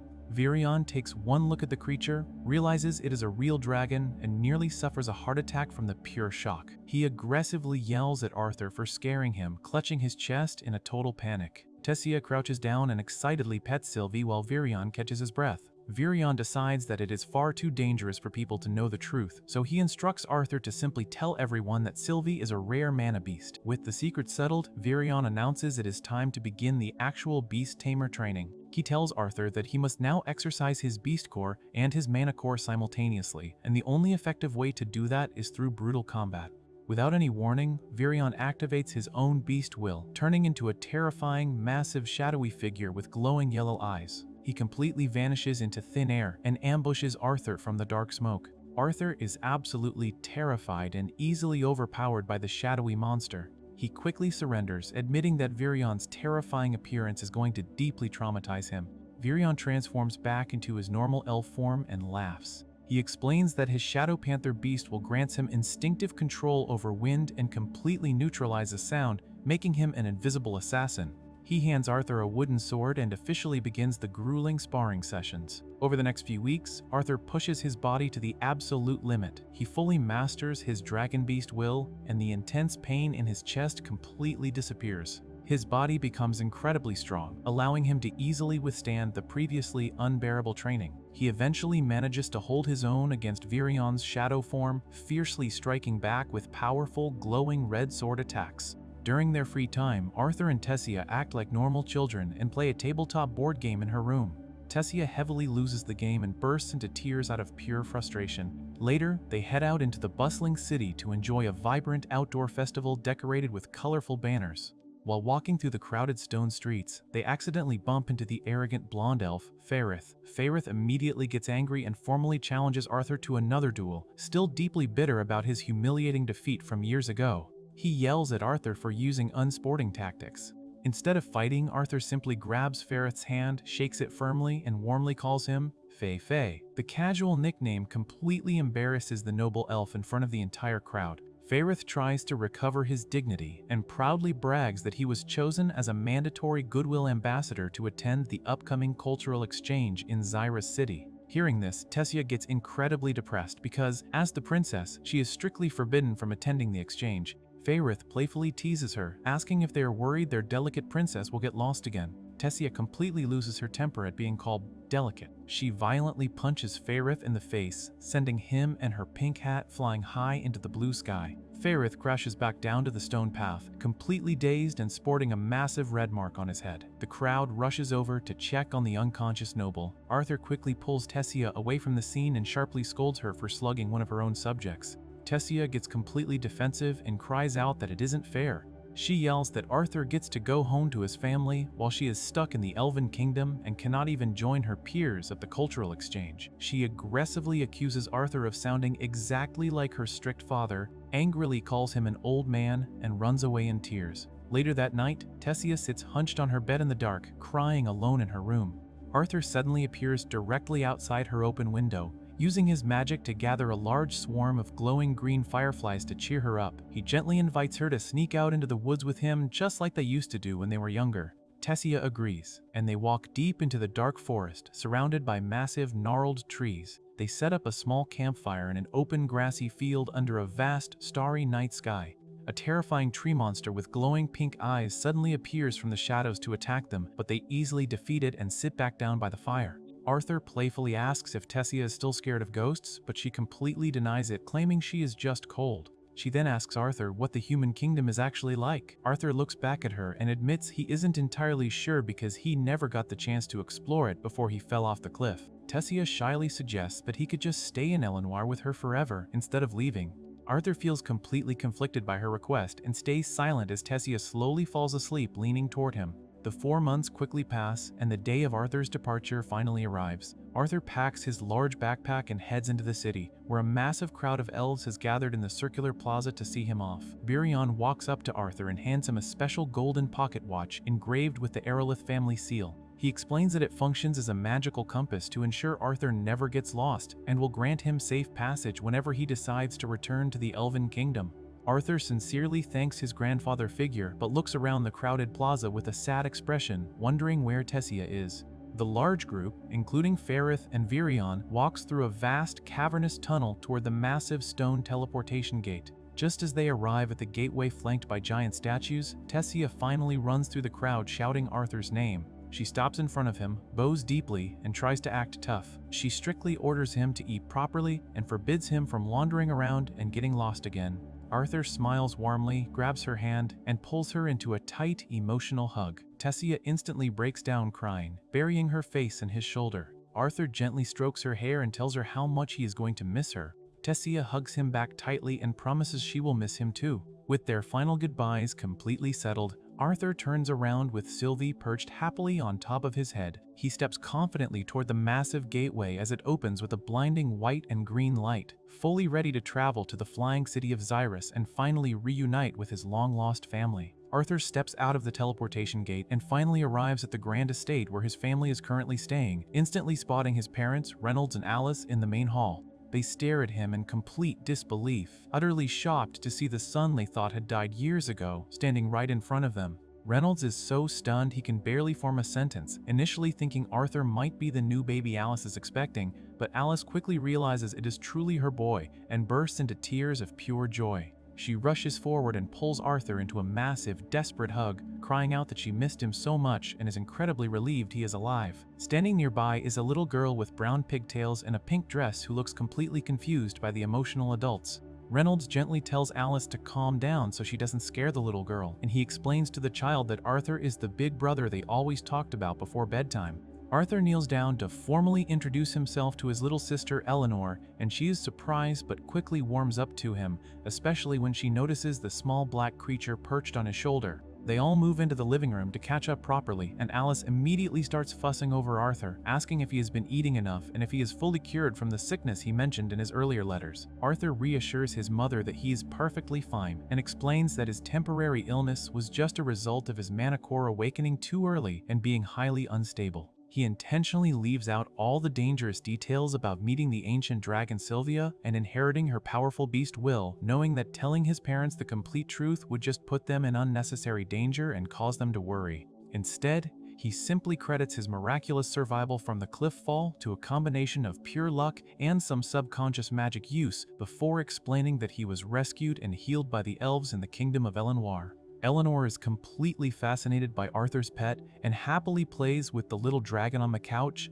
watching as it jumps around. Arthur introduces the creature as Sylvie, claiming she is a rare mana beast he found dying in a nest during his travels and decided to take in. Reynolds and Alice accept the story easily, just grateful to have their son back safe and sound under their roof. Reynolds then playfully shifts the topic to Arthur's magical progression and proudly announces that he has been working as a security instructor for the Helstia auction house. He brags that his own manicore has recently reached the deep orange stage, which is a massive achievement for an augmenter like him. He explains the progression of manicores, stating that the colors ascend from black to red, then orange, yellow, silver, and finally white, with each color having a deep, standard, and light phase.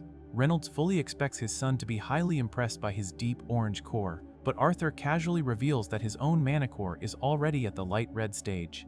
Reynolds is absolutely crushed and shocked to hear that his 8-year-old son has already surpassed him in magical power. He gets so frustrated by the revelation that he accidentally curses loudly, which immediately earns him a harsh scolding from Alice for using bad language in front of Eleanor. Refusing to be outdone by a child, Reynolds decides he needs to see Arthur's actual combat strength for himself and eagerly challenges his son to a sparring match in the backyard. Before they can head outside, they are interrupted by the arrival of the estate's owners. Reynolds quickly introduces Arthur to his boss, Vincent Helstia, along with Vincent's wife Tabitha and their young daughter Lilia. Vincent is a wealthy auction house owner who generously took Reynolds and his family in after the disaster years ago. Lilia is a polite girl wearing a blue apron who instantly takes a liking to Sylvie and asks Arthur for permission to pet her. Vincent overhears the sparring challenge and becomes incredibly nervous, completely shocked that a grown man is about to fight an 8-year-old boy in a physical duel. He becomes even more bewildered when Alice casually confirms that Arthur is a magical prodigy who awakened his core at the age of 3 and has already reached the light red stage, a feat that even teenage geniuses at the best academies struggle to achieve. Everyone heads out to the massive grassy lawn behind the mansion to watch the fight unfold under the bright blue sky. Reynolds warns Arthur that he is not going to hold back and immediately lunges forward with incredible speed, throwing a flurry of rapid punches and kicks. Arthur easily dodges and blocks every single strike his father throws at him, moving with perfect precision.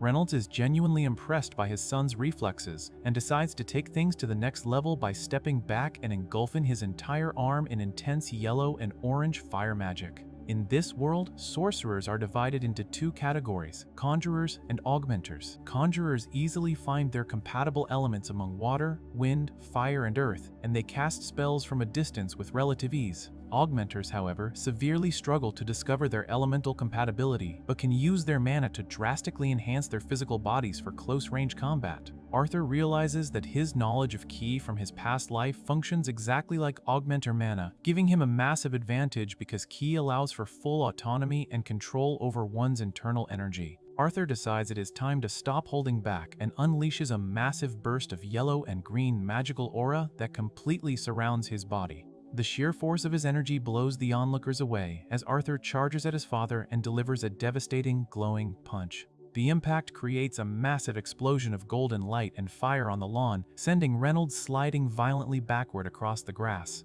Arthur firmly plants his feet to stop his own momentum and reflects on how his rigorous physical training with his grandfather figure, Virion, helped him perfectly refine his fire magic. He remembers Virion pushing him to go beyond just fire and learning advanced elemental magic, triggering a memory of himself standing in a forest completely surrounded by terrifying arcs of golden electrical energy. Back in the present, Arthur decides to show off even more of his power. He turns toward a nearby stone fountain and uses water elemental magic to instantly freeze the flowing water, creating a massive, towering pillar of jagged blue ice that shoots into the sky. Reynolds and the rest of the Helsta family are absolutely speechless as they watch the ice pillar form. Being a dual elementalist capable of using two different magical elements is incredibly rare, and seeing an 8-year-old flawlessly execute advanced fire and water magic back-to-back is entirely unheard of. Vincent is so blown away by Arthur's unbelievable display of power that he quickly pulls both families inside the mansion for a highly serious discussion.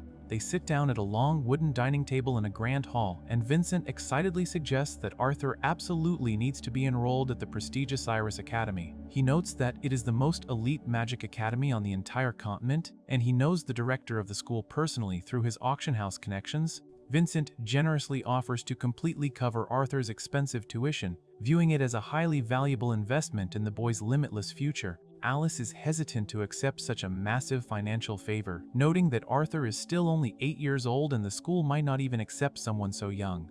Before Vincent can argue his case further, Arthur politely interrupts the adults. He explains that he is just too physically tired from the intense sparring match and his long journey to think about enrolling in school right now. He excuses himself from the table, leaving the adults to discuss his future, and wanders off into the massive mansion. Quickly gets lost in the grand marble hallways and runs into Lilia, who kindly offers to show him a secret spot to relax. She leads him down to the estate's basement kitchen, where she completely gorges herself on a massive plate of sliced meat and fatty duck. An elderly maid named Maria and a mustached butler playfully tease Lilia about her eating habits, mentioning that her mother is highly worried about her gaining extra weight. Lilia ignores them and blissfully continues eating, claiming she is a growing girl who needs food. The maid privately explains to Arthur that Lilia constantly stress eats because her parents put a massive amount of pressure on her to awaken as a sorcerer. Even though neither Vincent nor Tabitha possess any magical abilities themselves, they desperately want their daughter to become a mage, and the weight of that expectation is crushing her. Arthur feels genuinely bad for Lilia and realizes that the expectations placed on children in this world can be incredibly heavy and unfair. Later that night, Arthur finally heads up to his new bedroom to get some much-needed sleep. Reynolds and Alice come into his room to tuck him in, sitting on the edge of his bed. They reassure him that no matter how physically strong or magically powerful he gets, he will always be their kind, smart little boy on the inside. Arthur is deeply touched by their comforting words and wishes them a good night as they leave the room. The next morning, Arthur wakes up feeling refreshed and walks down the grand white staircase of the mansion, only to be completely surprised by a group of familiar faces waiting for him in the lower hall. It is the Twin Horns, the exact adventuring party that was escorting his family when they were ambushed by bandits years ago. The blonde conjurer Angela Rose immediately grabs Arthur and suffocates him in a massive, bone-crushing hug, crying hysterically about how incredibly happy she is to see him alive. The giant magic caster Durden warmly notes how much Arthur has grown since he was a toddler, while the red-haired, spear-wielding Adam cracks jokes about bringing back weird souvenirs from their recent travels across the continent. Helen, the elven archer, keeps her cool but is clearly relieved to see that the boy survived the fall.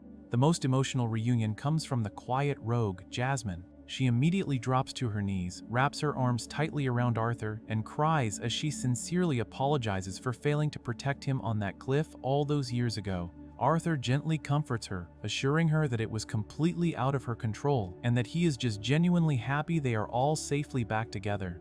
The group eventually moves into the main living room to share lengthy stories of their recent travels, exploring new cities and taking on dangerous jobs to make a living. Adam proudly pulls out a highly questionable and gross monster part he bought as a souvenir, causing the rest of the group to aggressively yell at him to put the disgusting item away. As the adults loudly laugh and bicker over their wild adventures on the road, the scene shifts to another quiet room in the mansion where Lilia is sitting completely alone at a small wooden table. She fiercely clenches her fists on her lap and looks incredibly sad and deeply stressed, clearly still completely overwhelmed by the heavy, lingering expectations her parents have placed on her to magically awaken and become a powerful sorcerer just like Arthur. Arthur lies on the wooden floor of his bedroom, panting heavily with his eyes squeezed shut as he tries to maintain his magical energy. He can only hold the immense power for a few seconds before the strain becomes too much, leaving him completely exhausted and covered in sweat. He briefly wonders if pushing himself this hard is reckless and if he should pursue a different training method, but he quickly dismisses the thought. He resolves that he must master this overwhelming power so he can properly defend the people he loves, reminding himself that protecting his family is the entire reason he returned from the Elven Kingdom in the first place. His small black dragon companion, Sylvie, sits on the floor near his head and stares down at him. Arthur looks up at the creature and smiles tenderly, pulling the small dragon into a close embrace while expressing how happy he is to finally be back home. However, Sylvie quickly ruins the emotional moment by bluntly telling Arthur that he reeks. Prompted by his pet's harsh observation, Arthur takes Sylvie into the mansion's fancy brick-walled bathroom to wash her. He scrubs the squirming creature in a white clawfoot bathtub overflowing with pink bubbles, warning her not to stink up the incredibly wealthy estate. While washing the dragon, Arthur reflects on the sheer luxury of the Helstea mansion, noting that the family has clearly reaped massive benefits from running their highly successful auction house. Despite the comfortable surroundings, Arthur's mind drifts back to Lilia and the intense pressure her parents continuously place on her to awaken her sorcery. He recalls seeing her sit silently at the dinner table, looking utterly stressed while her parents casually discussed her magical potential as if it were a guaranteed outcome. Arthur simply cannot shake the deep concern for the girl from his head, but he finishes wiping down Sylvie with a towel and decides it is time for him to get cleaned up as well. Later that day, Alice decides Arthur needs a proper makeover before he can visit the prestigious Helstea auction house, so she takes him to a flamboyant local tailor. The energetic man with long brown hair and a heart-patterned headband treats Arthur like a rare, unpolished gem, confidently posing with his scissors and promising to make the boy shine like a star. After the styling session, Arthur steps out into the bustling, sunlit town square of Xyrus City wearing his neat new clothes. Alice, Tabitha, Eleanor, and Lilia are all waiting for him near the stone arches. The women compliment his perfect look, while little Eleanor excitedly asks her big brother to escort her around the city.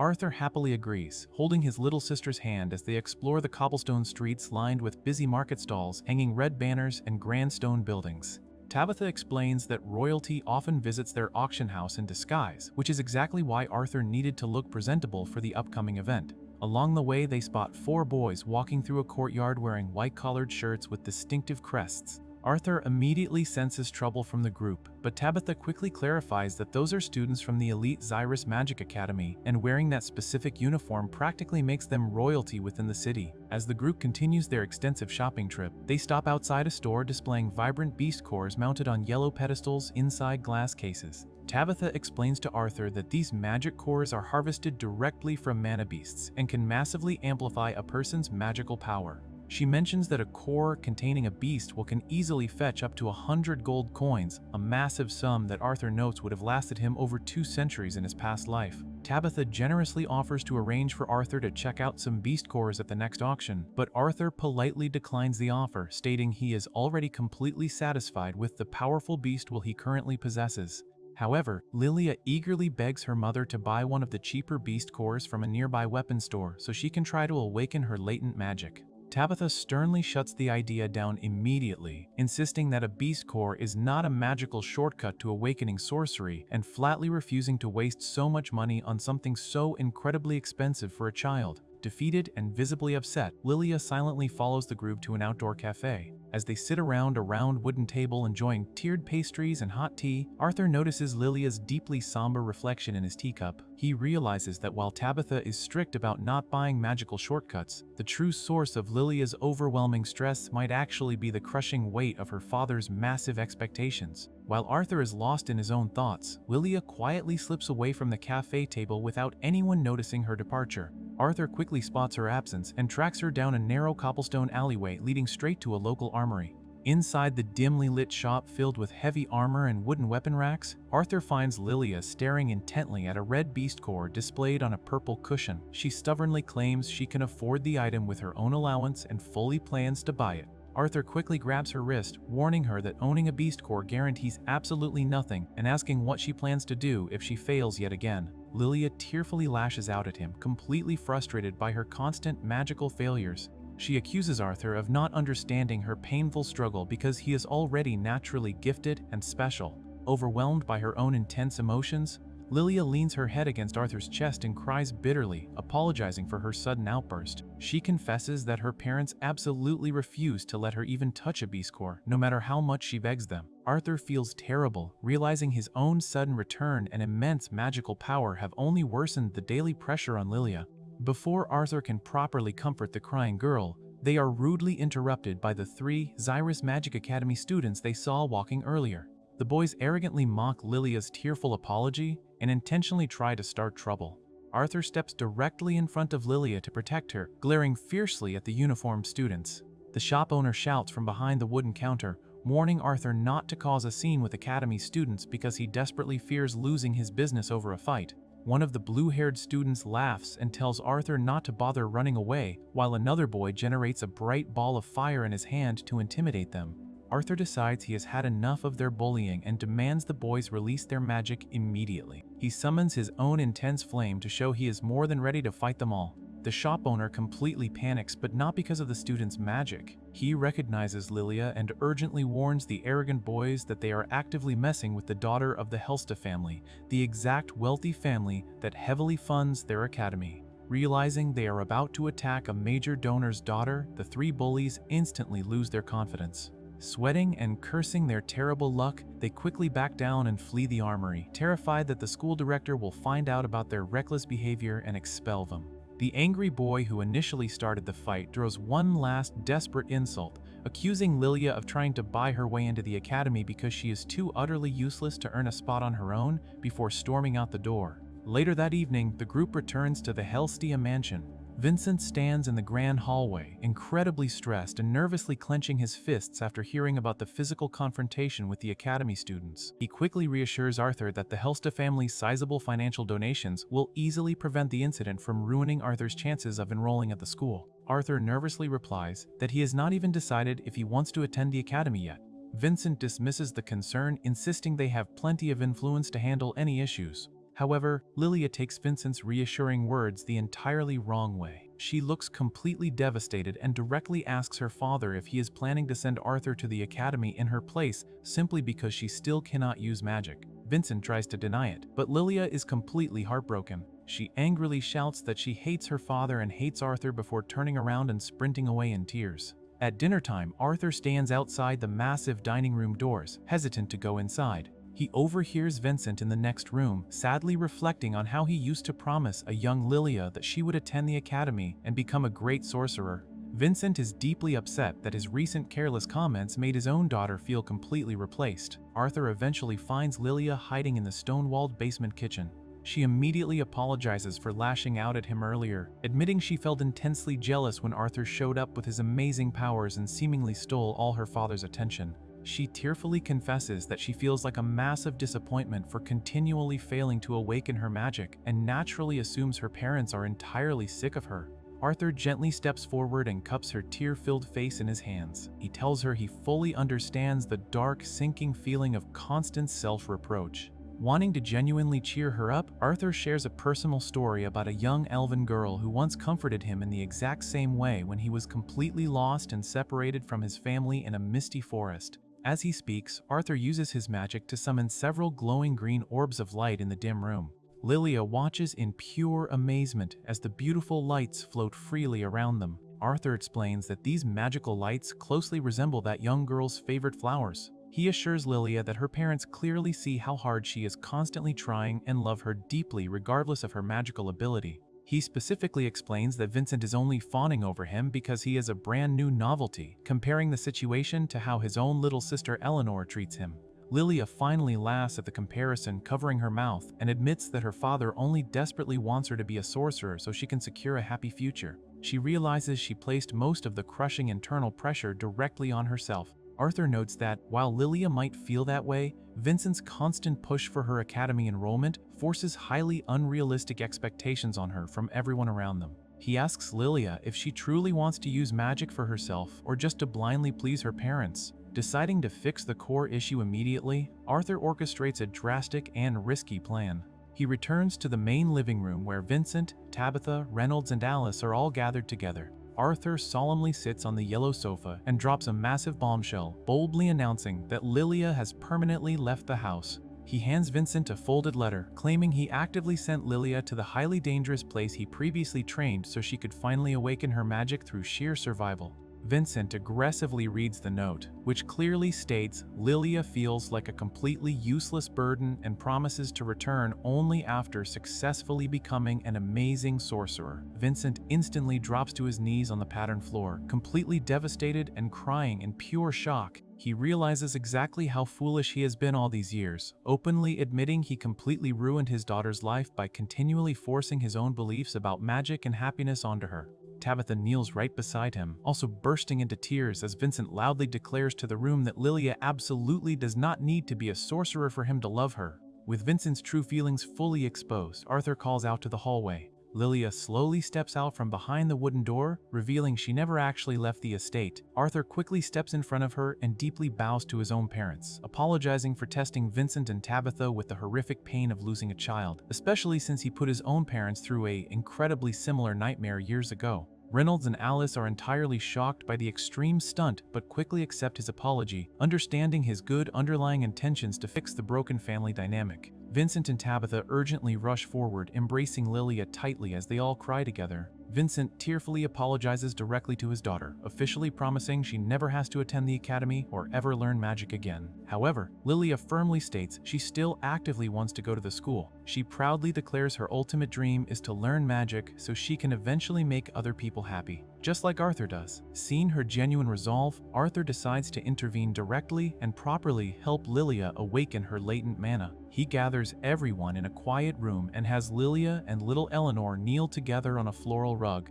Arthur stands right behind them and instructs them both to focus entirely on their breathing. He clearly explains that taking deep, highly controlled breaths and steadily meditating will significantly help them sense the ambient mana naturally flowing around them. He tells the girls to close their eyes and steadily keep breathing until they can literally see a light forming in the surrounding darkness. Lilia struggles at first, instantly losing the mental image whenever her breathing breaks, but Arthur patiently encourages her to simply keep trying. He warns them they might physically feel a slight heat but must actively maintain their deep focus. Suddenly, multiple glowing green orbs of pure mana materialize directly in the dark space around them.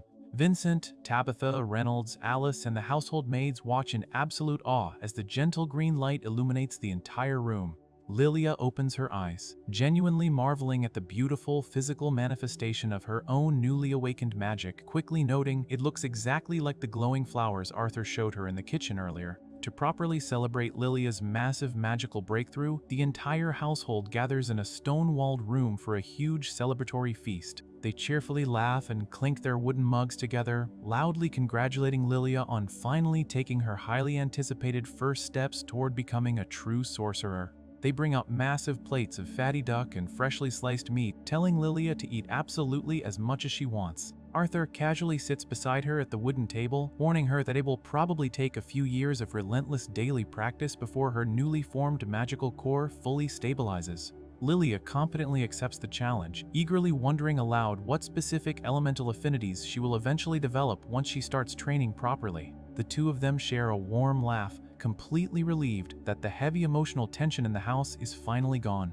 As the joyful family celebration continues loudly around him, Arthur relaxes and lets his thoughts casually drift toward the highly anticipated upcoming event at the Helsty auction house. Highly curious to see what incredibly rare and amusing items might be put up for sale, the group finally arrives at the Helsty auction house. The massive stone building glows brightly under the night sky, and Eleanor excitedly points out that it looks exactly like a grand castle. Alice calmly reassures a nervous Tabitha that they will fit right in with the upper-class crowd, and Tabitha happily leads everyone inside so they can enjoy the festivities. The interior of the grand hall is absolutely packed with aristocrats and wealthy adventurers browsing through various glass display cases containing vibrant beast cores and ornate statues. Vincent and Reynolds are busy coordinating the entire security team for the night. Reynolds looks completely serious in his guard uniform, and Eleanor proudly notes how cool her dad looks while he works.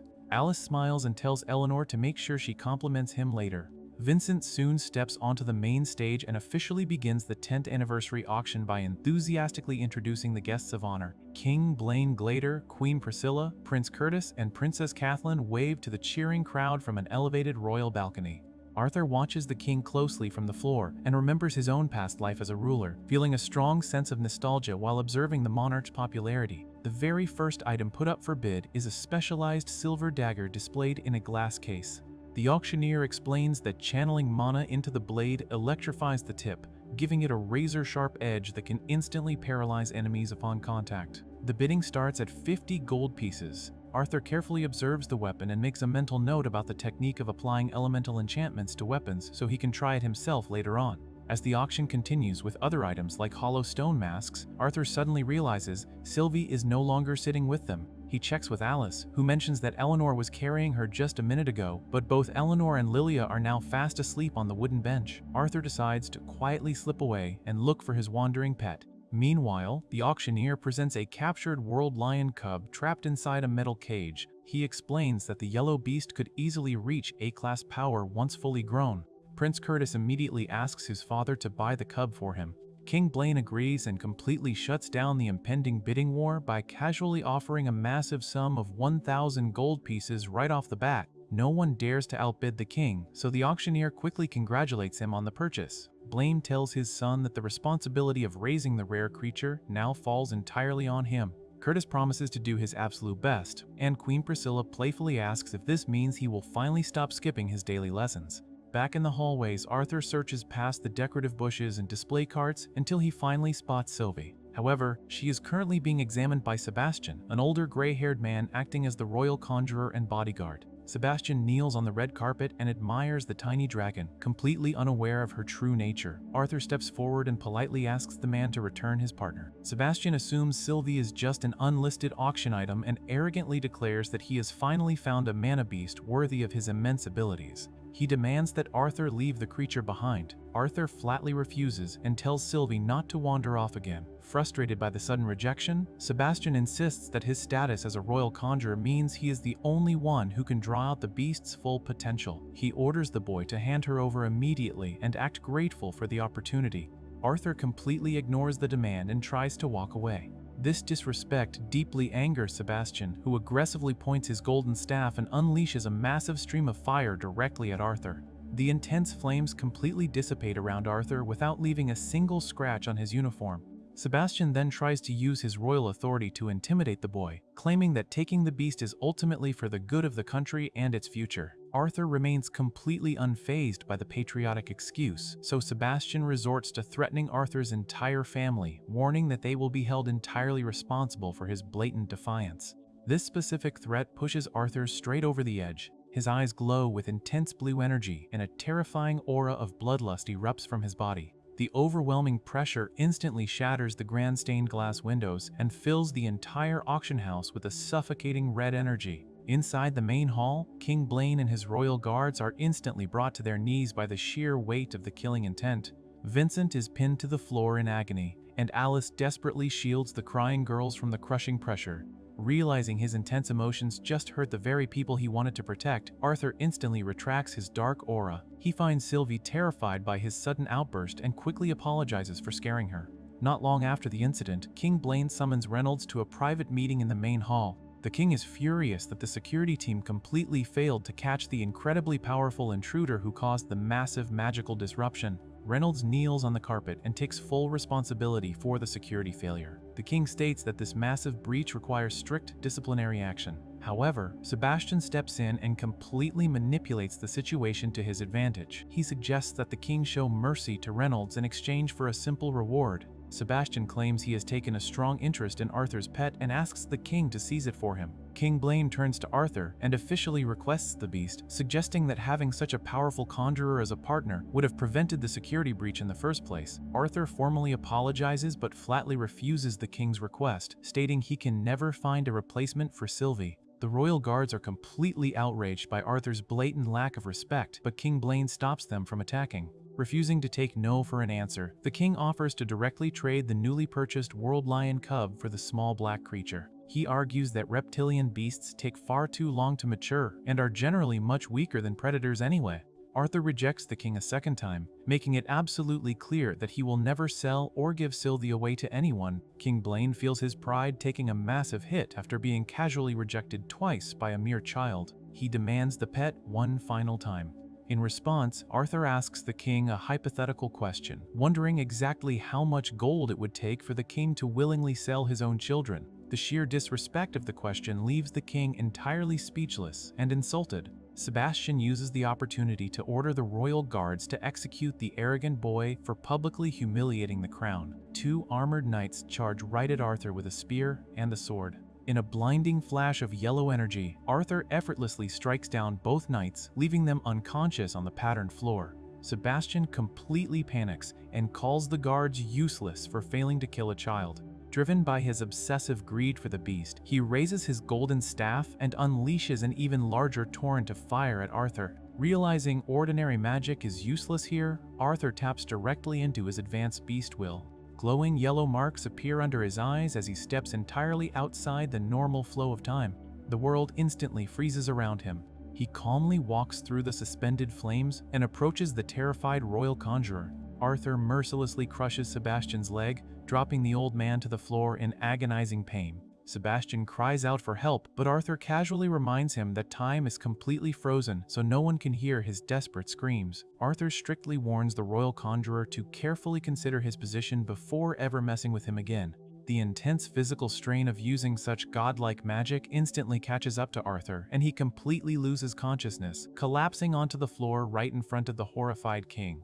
The next morning, Arthur wakes up in his bedroom with a massive headache. He realizes that stepping outside the flow of time took a huge toll on his young body, and quickly concludes that he desperately needs more training to handle the overwhelming power. Alice comes into the room carrying a wooden bucket and is incredibly relieved to see him finally awake. She tells him that everyone was in a complete panic after he passed out at the auction. The doctor predicted he would wake up soon, but Alice used her emitter healing magic to speed up the recovery process anyway. Later that day, Arthur decides he needs a change of pace and goes shopping with his mother in the bustling town square of Xyrus City. The cobblestone streets are filled with colorful stalls and festive red banners. They stop at an accessory shop, and Alice suggests buying a pink heart-shaped clip for Eleanor. Arthur worries about spending too much money, especially since Reynolds might lose his security job over the auction house incident.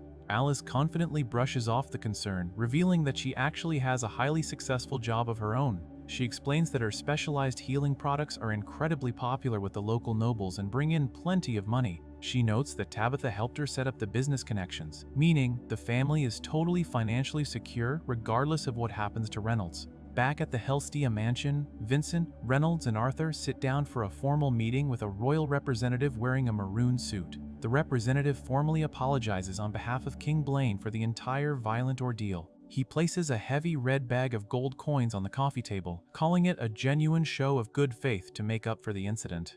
The man explains that the two guards who attacked Arthur have been permanently fired from their positions. Reynolds is completely shocked that the men who actively tried to murder a child merely lost their jobs, but Arthur tells his father to just let it go. Arthur then asks what happened to Sebastian. The royal representative claims Sebastian was completely relieved of his duties and sent away for medical treatment. He explains that the official royal story is that the two guards' spells magically bounced back and accidentally shattered Sebastian's leg. The king absolutely refuses to admit that a small boy single-handedly defeated his elite royal conjurer, so they completely fabricated the story to heavily save face. The representative also gives Arthur a stern warning, advising him to learn some proper manners because not everyone in the world is as forgiving as King Blaine. Arthur accepts the apology and the gold, deciding to just play the part of the humble victim for now. Reynolds points out that Arthur was the one almost killed, but Arthur notes that the money will definitely come in handy for his future plans. He is also quietly satisfied with how badly he injured the arrogant conjurer.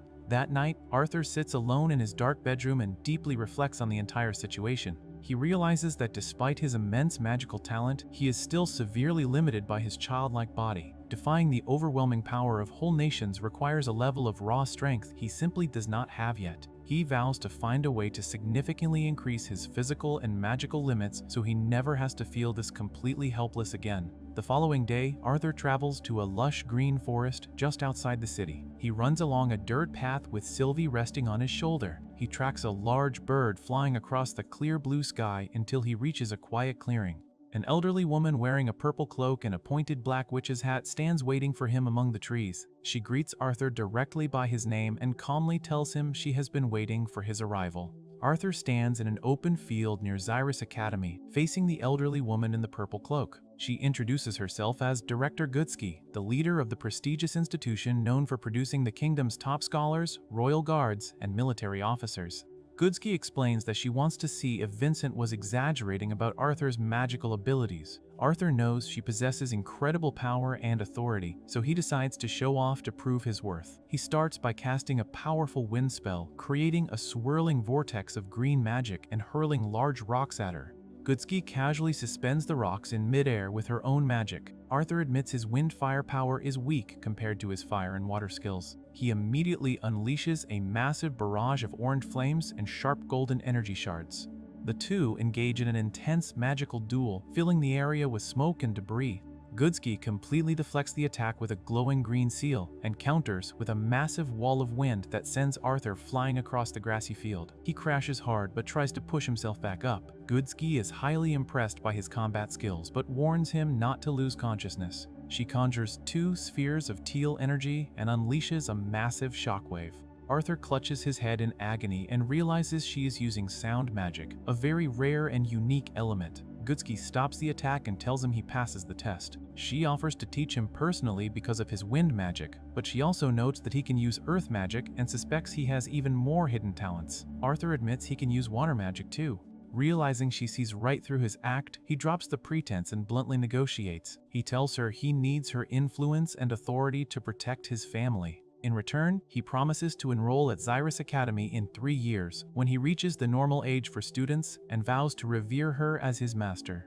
Goodsky finds his blunt negotiation hilarious, noting that not even the Sopin royal family treats her this way. She asks why he wants to wait 3 years instead of getting stronger right now. Arthur explains he wants to live life to the fullest and explore the world as an adventurer first. Goodsky accepts the deal but tells him they will only finalize it once he convinces his family to let him go. Arthur returns home and uses Vincent as an intermediary to tell Reynolds and Alice about his powers and his plan to become an adventurer. Alice completely flips out and absolutely refuses to let him do something so dangerous right after they got him back. Arthur regrets not telling them the news himself. Eleanor begs him not to leave, and Alice insists he is far too young for a journey. Reynolds tries to calm Alice down, suggesting they at least hear the boy out, but Alice thinks he is crazy for even considering it. Arthur promises that it won't be a permanent journey and that he will return home every few months or even more frequently. He assures Eleanor he isn't leaving right away.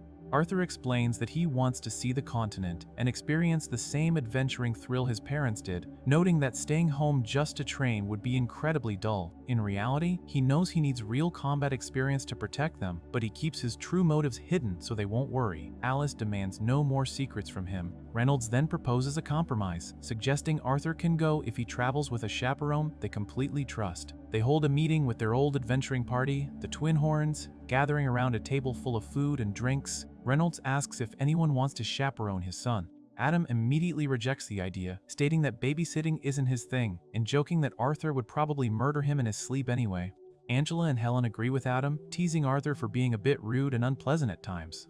Arthur defends himself, claiming he isn't that bad. Durden points out that watching Arthur grow up would actually be a great experience for them. Jasmine suddenly raises her hand and volunteers for the job. Everyone is shocked since she usually prefers working completely alone, even more than Adam does. Jasmine simply states she is doing it for Arthur's sake. Reynolds realizes Jasmine is the perfect fit. Since she is an augmenter with wind magic who recently reached the light orange core stage, her combat skills are exactly what Arthur needs. Durden agrees, noting his own large-scale spells are better for protecting groups. Arthur thanks the Twin Horns for their help, and he and Jasmine share a warm smile, finalizing the arrangement. With his chaperone decided, Arthur spends his days preparing for the journey. One evening, Lilia surprises everyone by successfully meditating and drawing in mana without Arthur's help. Eleanor complains that it isn't fair that she can't do it yet. Alice and Reynolds explain that Eleanor will likely awaken her core when she turns 7 or 8, assuming she works hard. Arthur secretly hopes Eleanor doesn't awaken too young, fearing it would draw unwanted attention to their family. Later, Arthur asks Reynolds if he can visit the Helsty auction house to pick out a sword for his upcoming Adventurers Guild exam. Reynolds agrees and takes him to the massive storage vault. Vincent tells Arthur to look around and pick whatever he needs. Arthur browses the vast collection of steel swords, daggers, and polearms. He struggles to find anything suitable because the standard weapons are designed for large adult augmenters, making them far too heavy and unbalanced for his small child body. As he searches past wooden crates and a large black cannon, he spots a long, heavy black staff resting on the floor. When he picks it up, he realizes the weight distribution is wrong for a staff and feels much more like a sword. Wondering if it requires elemental magic, Arthur channels his mana into it. The black exterior shatters, revealing a beautiful, glowing cyan energy blade. Arthur is stunned by the weapon. He decides to test its cutting power and swings the blade downward, effortlessly slicing a massive wooden barrel entirely in half. The blade then reveals a glowing inscription reading Dawn's Ballad W.K.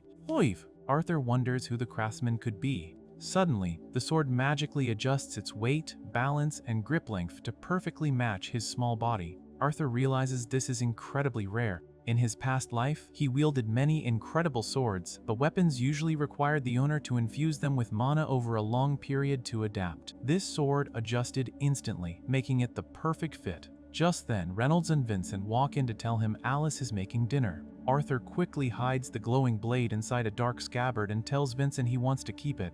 Reynolds notes the sword seems a bit off balance, but Vincent doesn't mind giving it away. He asks Jameson to check the inventory, and Jameson remembers an angry old man dumping the item at the auction house, shouting that no one was fit to use it. Multiple appraisers examined it and concluded it was just a sturdy, useless stick. Since it was just gathering dust in the inventory, Vincent happily tells Arthur to take it for free. Arthur is thrilled by the lucky find, completely tricking the adults, and secures Dawn's Ballad to his waist. For the next few years, Arthur enjoys his peaceful, everyday life with his family and the Helstius while constantly preparing for his departure. He makes checklists, spars with Reynolds using wooden swords in the garden, and practices his swordsmanship in his bedroom. 9 full years have passed since he reincarnated into this world.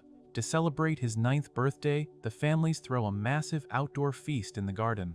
Everyone gathers around large tables filled with roasted meat skewers, fish, bread, and a massive strawberry cake. The atmosphere is incredibly joyful. King Blaine's previous compensation gold provides plenty of financial security, allowing the families to relax. Alice's healing product business is also highly successful, meaning they don't have to worry about money.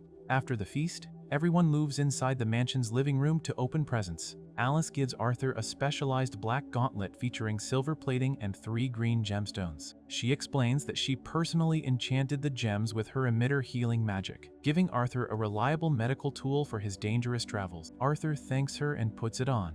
Next, Vincent and Tabitha present a pair of gold rings from a jewelry box. One ring features a small red gemstone, while the other is plain. Vincent hands the gemmed ring to Alice and the plain ring to Arthur. He explains the rings are linked, so if Arthur's mana ever drops to a dangerously low level during a fight, Alice's ring will light up to alert her. Finally, Reynolds gives Arthur a highly expensive communication scroll featuring a red sigil. He explains that Arthur can use his mana to leave a voice message on the scroll, and Alice will be able to send one reply back. Arthur is deeply moved by the thoughtful presence and sincerely thanks everyone. He promises to work hard and stay safe so they never have to worry about him.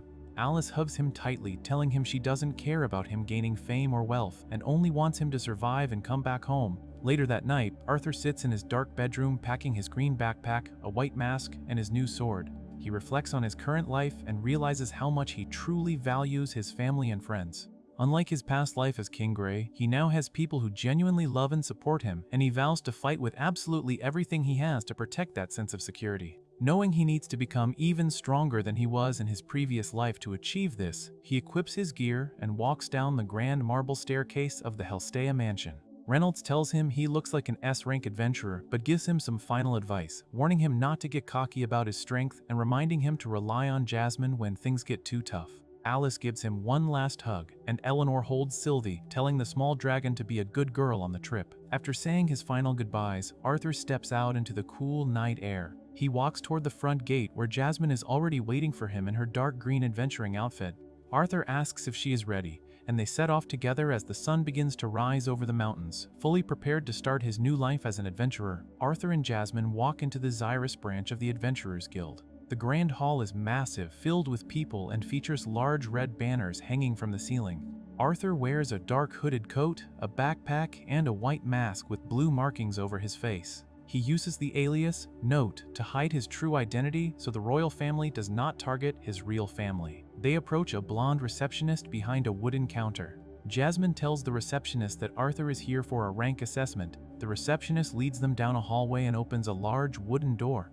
They enter a private office and meet Caspian Bladeheart, the chief of the Xyrus Guild branch. Caspian is a dark-haired man wearing glasses and a gray vest. He stands up from his desk and greets them. He tells Arthur that they can skip the usual written exam and Manicore confirmation because Jasmine recommended him. He mentions that Jasmine is an A-class adventurer, and her father has deep connections with the guild. Caspian asks for Arthur's name. Arthur tells him to use the name Note. Caspian shakes Arthur's hand, and a vibrant green magical energy glows between their hands. Caspian immediately realizes that Arthur is incredibly strong. They all head to the exam arena. While walking down the hallway, Sylvie peeks her head out of Arthur's backpack and yawns. She looks like a small black cat with bat wings. Jasmine explains to Arthur that her father is heavily involved with the guild. They reach the arena, a massive open-air stone structure with tall columns and tiered seating for spectators. A brown-haired girl named Diane Whitehall takes her practical exam first. She wears a blue and black robe and wields a glowing wand. She fights against a black-haired witch wearing a large pointed hat and a purple cape. Diane conjures a tall beam of blue magical energy and creates a large cloud of white smoke.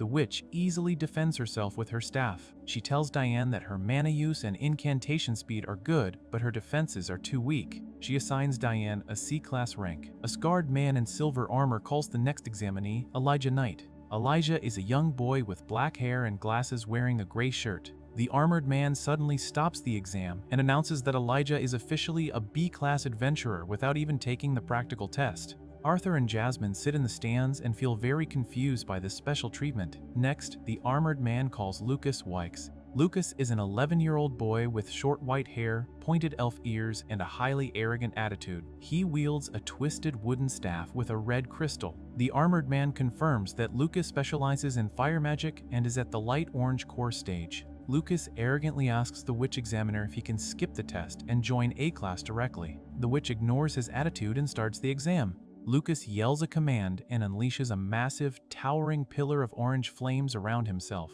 He shoots a dragon-shaped fire blast straight at the witch, destroying the ground and creating a smoking crater. The witch defends herself by conjuring a large, green magical shield with her staff. Lucas leaps high into the air, bounces off a rock, and slams his staff into the ground, causing a massive, fiery explosion that rains embers over the entire arena. He sits on the ground, thinking he won. The witch praises his mana capacity and advanced fire spells, but she points out a flaw.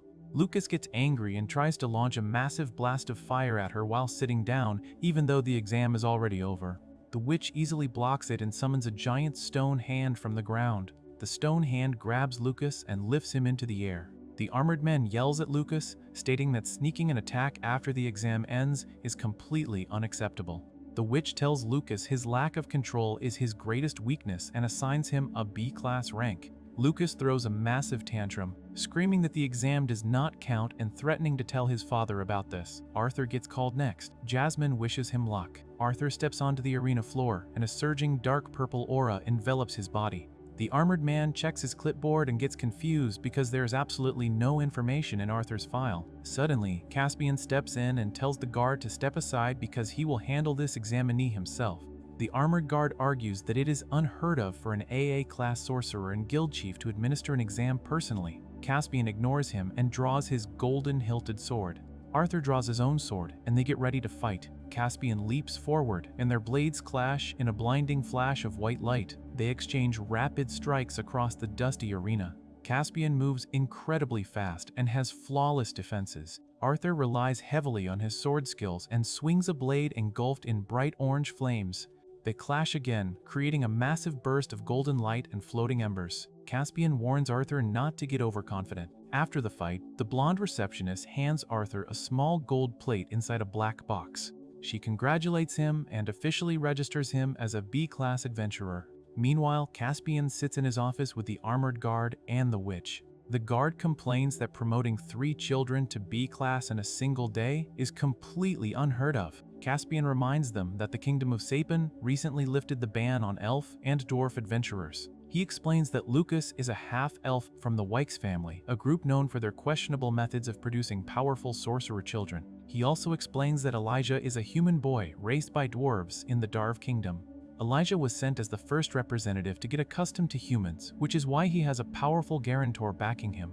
The guards ask about Arthur. Caspian says they know almost nothing about him, but he knows Arthur's guarantor belongs to the Flamesworth family. The guards assume that is why Arthur's fire magic is so strong. Caspian corrects them, stating he was actually most impressed by Arthur's swordsmanship. He notes that Arthur's movements were awkward because his body is still growing, but he predicts Arthur will become terrifyingly powerful once he reaches adulthood. Later, Arthur and Jasmine walk down a busy hallway in the guild. Arthur spaces out and Jasmine asks if he is okay. Arthur admits that his duel with Caspian made him realize he has grown too accustomed to the magical powers of this world. He feels he is neglecting the diligent sword training that gave him strength in his past life. Elijah walks up to them and praises Arthur for stopping Caspian's attacks during the duel. Suddenly, Lucas interrupts the conversation. He grabs Arthur by the collar and aggressively tells him that they do not invite rule breakers to their get-togethers. He yells that there are different levels of power even within the same rank. A man and a woman step in and tell Lucas to stop causing trouble.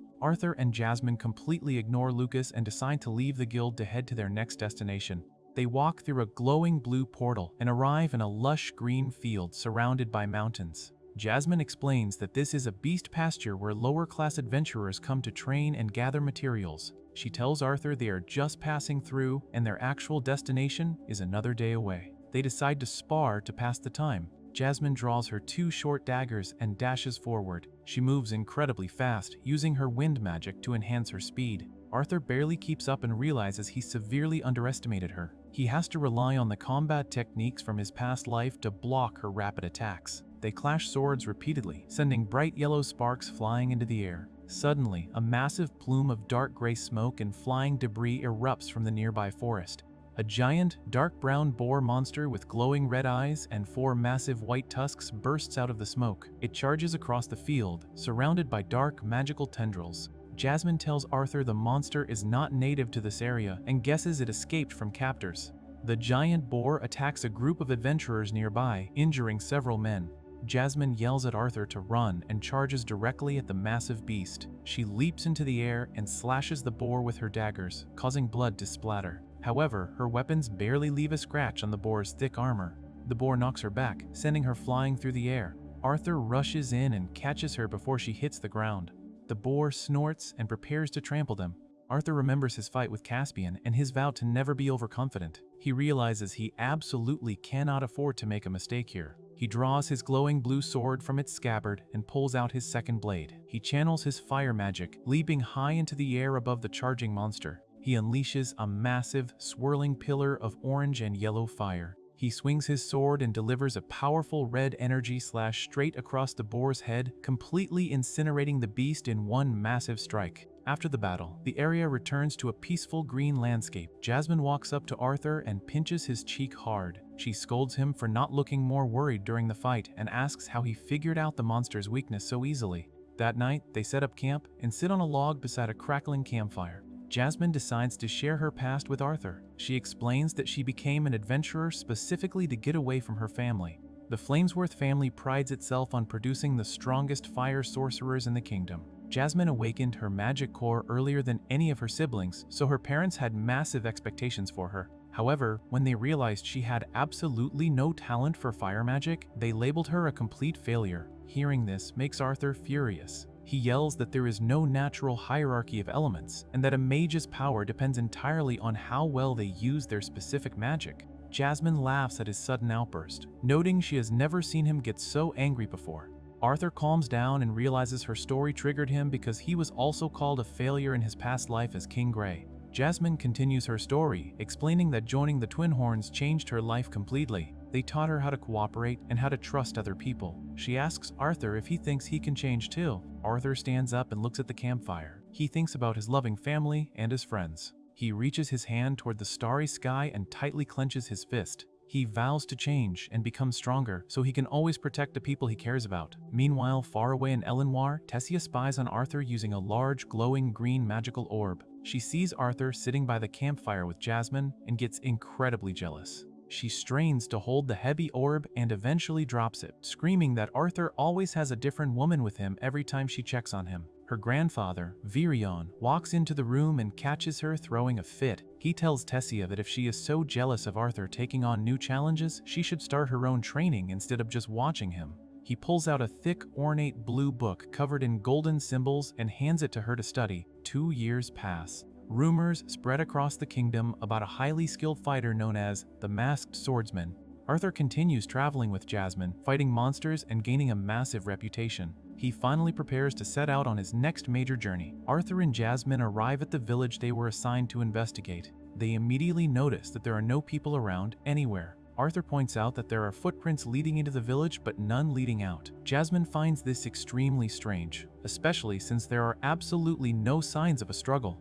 They slowly walk through the abandoned area and spot a massive jagged blue crystal sitting on the grass. They get closer and are shocked to see a villager completely frozen inside the crystal. They look around the courtyard and realize that several other villagers are also encased in these giant blue crystals. Suddenly, they hear a noise and find a young girl in an orange dress hiding behind a building with a basket of herbs. They approach her and ask what happened. The little girl cries and tells them she was in the forest gathering herbs, and when she came back, everyone was trapped. Arthur figures out that a beast must have done this.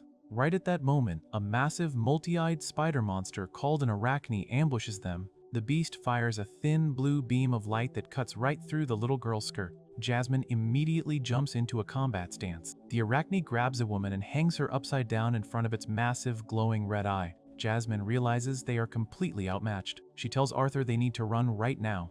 They manage to escape the village and hide in the dense forest. Somewhere else, 2 hooded figures stand in a dark room illuminated by candles. They look over a detailed map of the Tri-Kingdom Alliance. The elderly figure notes that going with the flow of events can be pleasant. The other man uses green magic over the map and states that the young adventurers gathering in the Beast Glades are the future of the continent. They agree that they must prevent this future at all costs. The man with the goatee smiles and says he thought this task would be boring, but it actually has its charms. Back in the forest, Arthur and Jasmine crouch behind some bushes. Jasmine explains that the arachne is one of the top 5 beasts she never wants to fight. Arthur asks if she has ever fought one before. Jasmine admits she fought them 5 times but only managed to kill one, and it took her entire former adventuring party to pull it off. She mentions that Arthur's parents, Reynolds and Alice, were crucial in that fight. She explains that Alice's healing powers were the only thing that could break the arachne's curse. The only other way to break the curse is to kill the beast itself. Jasmine warns Arthur that arachne have incredibly high magic resistance, so most spells are completely useless against them. On top of that, their shells are so tough that normal swords just bounce right off. Arthur realizes they have no way to defeat the monster. Jasmine notes that arachne hate daylight and usually stay hidden deep inside dungeons, so it is strange to see one out here. She tells Arthur that she has taught him everything he needs to survive, so she asks him what their next move should be. Arthur answers that they should head back to the guild, report the beast, and return when they are fully prepared.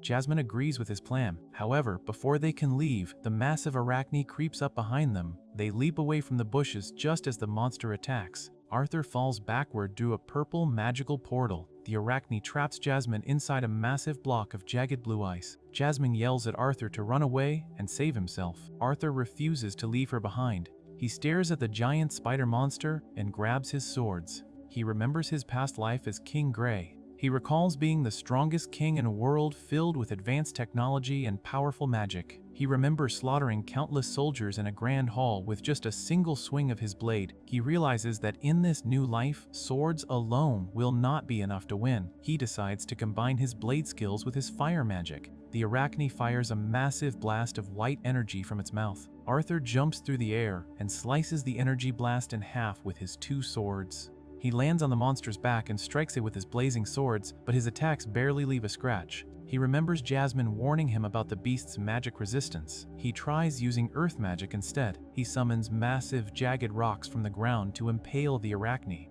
The rocks shatter harmlessly against the monster's tough shell. Arthur realizes that attacking from the outside is completely pointless. He comes up with a desperate plan. He charges at the arachne and dodges its massive legs. He jumps onto its back again and jams his sword deep into a small crack in its armor. He then unleashes a massive surge of raw magic directly inside the monster's body. The internal magic blast causes the arachne to explode in a blinding flash of yellow lightning. The beast shatters into countless glowing pieces. Arthur lands on the ground completely exhausted. He breathes heavily and admits that combining his old fighting style with this world's magic puts way too much strain on his young body. He realizes he is still far away from his goal and needs to train a lot more. Suddenly, his pet dragon Sylvie, currently looking like a small black kitten, jumps onto his head. She asks if he is okay because she felt his intense anger through their bond. Arthur smiles and assures her that he just got a little carried away, but everything is fine now. He gently holds Sylvie in his hands. Moments later, Jasmine approaches him holding a knife. She is furious that Arthur ignored her orders to run away. Arthur quickly apologizes for his recklessness. Jasmine points out that if he had died, his mother Alice would have been completely devastated. She tells him to never take such huge risks on her behalf again. Arthur looks her in the eye and says he cares about her too much to leave her behind. This makes Jasmine blush, and she gets completely flustered. She scolds him and pulls on his cheeks as punishment, telling him the only thing he is getting better at is talking. She finally lets go and sincerely thanks him for saving her life. Since the arachne is dead, the ice curse on Jasmine is permanently broken. Jasmine mentions they should collect the monster's mana core, but they just grab its massive yellow eye as proof of the kill. They head back to town and walk into a busy tavern. They meet up with a boy with glasses and the arrogant half-elf Lucas Wykes. The boy with glasses is shocked that they survived a fight with an arachne. Lucas laughs and calls Arthur a liar. He claims there is no way Arthur could defeat such a powerful monster and demands to see the mana core as proof. Arthur admits they did not get the core. Lucas immediately gets smug and says Arthur probably just fought a regular giant spider. Arthur completely ignores his attitude and slams the arachne's massive yellow eye onto the wooden table. The eye glows with a dark purple light. Everyone in the tavern stares at it in total shock. The boy with glasses recognizes it as a cursing eye of petrification and confirms it is the real deal. Lucas looks completely stunned. However, he quickly regains his arrogant attitude. He claims that even a beast like that would be no match for his own fire magic. Arthur sarcastically tells Lucas that he will be sure to call him for help next time. Lucas gets annoyed and storms out of the tavern. The rest of the group laughs at Lucas never changing. Jasmine tells Arthur that it is time for them to head back home. Arthur travels back to the floating city of Xyrus. He arrives at the massive Helsta mansion and is immediately greeted by his little sister Eleanor. She runs up and gives him a huge hug. Arthur's parents, Reynolds and Alice, are thrilled to see him. They sit down in the living room to hear about his adventures. Arthur casually mentions that he and Jasmine fought an arachne and were nearly killed multiple times. Alice immediately freaks out. She forces both Arthur and Jasmine to kneel on the floor in front of her. She furiously scolds them for breaking their promise to stay out of extreme danger. She yells at Jasmine for letting a child fight a top-tier beast. Jasmine keeps her head down and sincerely apologizes. Arthur tries to take the blame, explaining that he forced Jasmine to let him fight. Alice ignores his excuses and says she only allowed him to become an adventurer because Jasmine promised to keep him safe. Reynolds tries to calm Alice down. He points out that while the situation was dangerous, Arthur's victory is actually a massive accomplishment. Alice starts crying and says she just wants her son to come home safely. Arthur promises to be more careful and not make her worry so much. Later that day, Arthur and Jasmine head out to the courtyard to spar. Jasmine sets the rules and declares that they cannot use any magic. Arthur agrees, and they draw their wooden practice swords. They clash rapidly, trading heavy blows. Arthur realizes that he needs to sharpen his basic sword skills. During the intense spar, he reflects on his past life. He realizes that what he lacked back then is exactly what he wants to protect now. He wants the power to keep his loved ones safe. He vows to get stronger so he never has to experience loss again. The spar ends and Arthur thanks Jasmine for the match. He looks up at the sky and suddenly remembers his childhood friend Tessia. He wonders what the elf princess is up to these days. Far away in the Elven Kingdom, Tessia stands on top of a massive boulder wedged between two jagged cliffs. She is covered in dirt and surrounded by a thick cloud of dust. She screams in total frustration because nobody warned her that her training was going to be this brutal. A grim history reveals that humans are terrifying creatures who take lives, steal wealth, and strip elves of their dignity. An elf-like man valiantly fights armored soldiers but is quickly overwhelmed and struck down by a dark energy slash. Following his defeat, frightened elf women and children are captured, and a young elf girl sits huddled with a boy in a dark storage wagon, blindfolded and terrified. This dark past sets the stage for the current, lingering tensions. In a bustling wooden tavern, Tessia, an elf princess, sits with her friends Vio and Ferrith to plan their next move. Tessia examines a scroll and decides their next quest is going wild boar hunting in human territory. Vio and Ferrith feel like Tessia's grandfather, Virion, is treating them like simple handymen rather than respecting their status, and they remind Tessia that they must represent the proud Elenoir kingdom properly. Tessia tries to argue, but Vio quickly covers her mouth to quiet her down. They decide to leave, but as they stand up, Tessia accidentally kicks a bald human man in the crotch. The man shouts in pain, and another angry human throws a wooden mug full of beer straight at Tessia. She quickly conjures a glowing green magical shield to block it.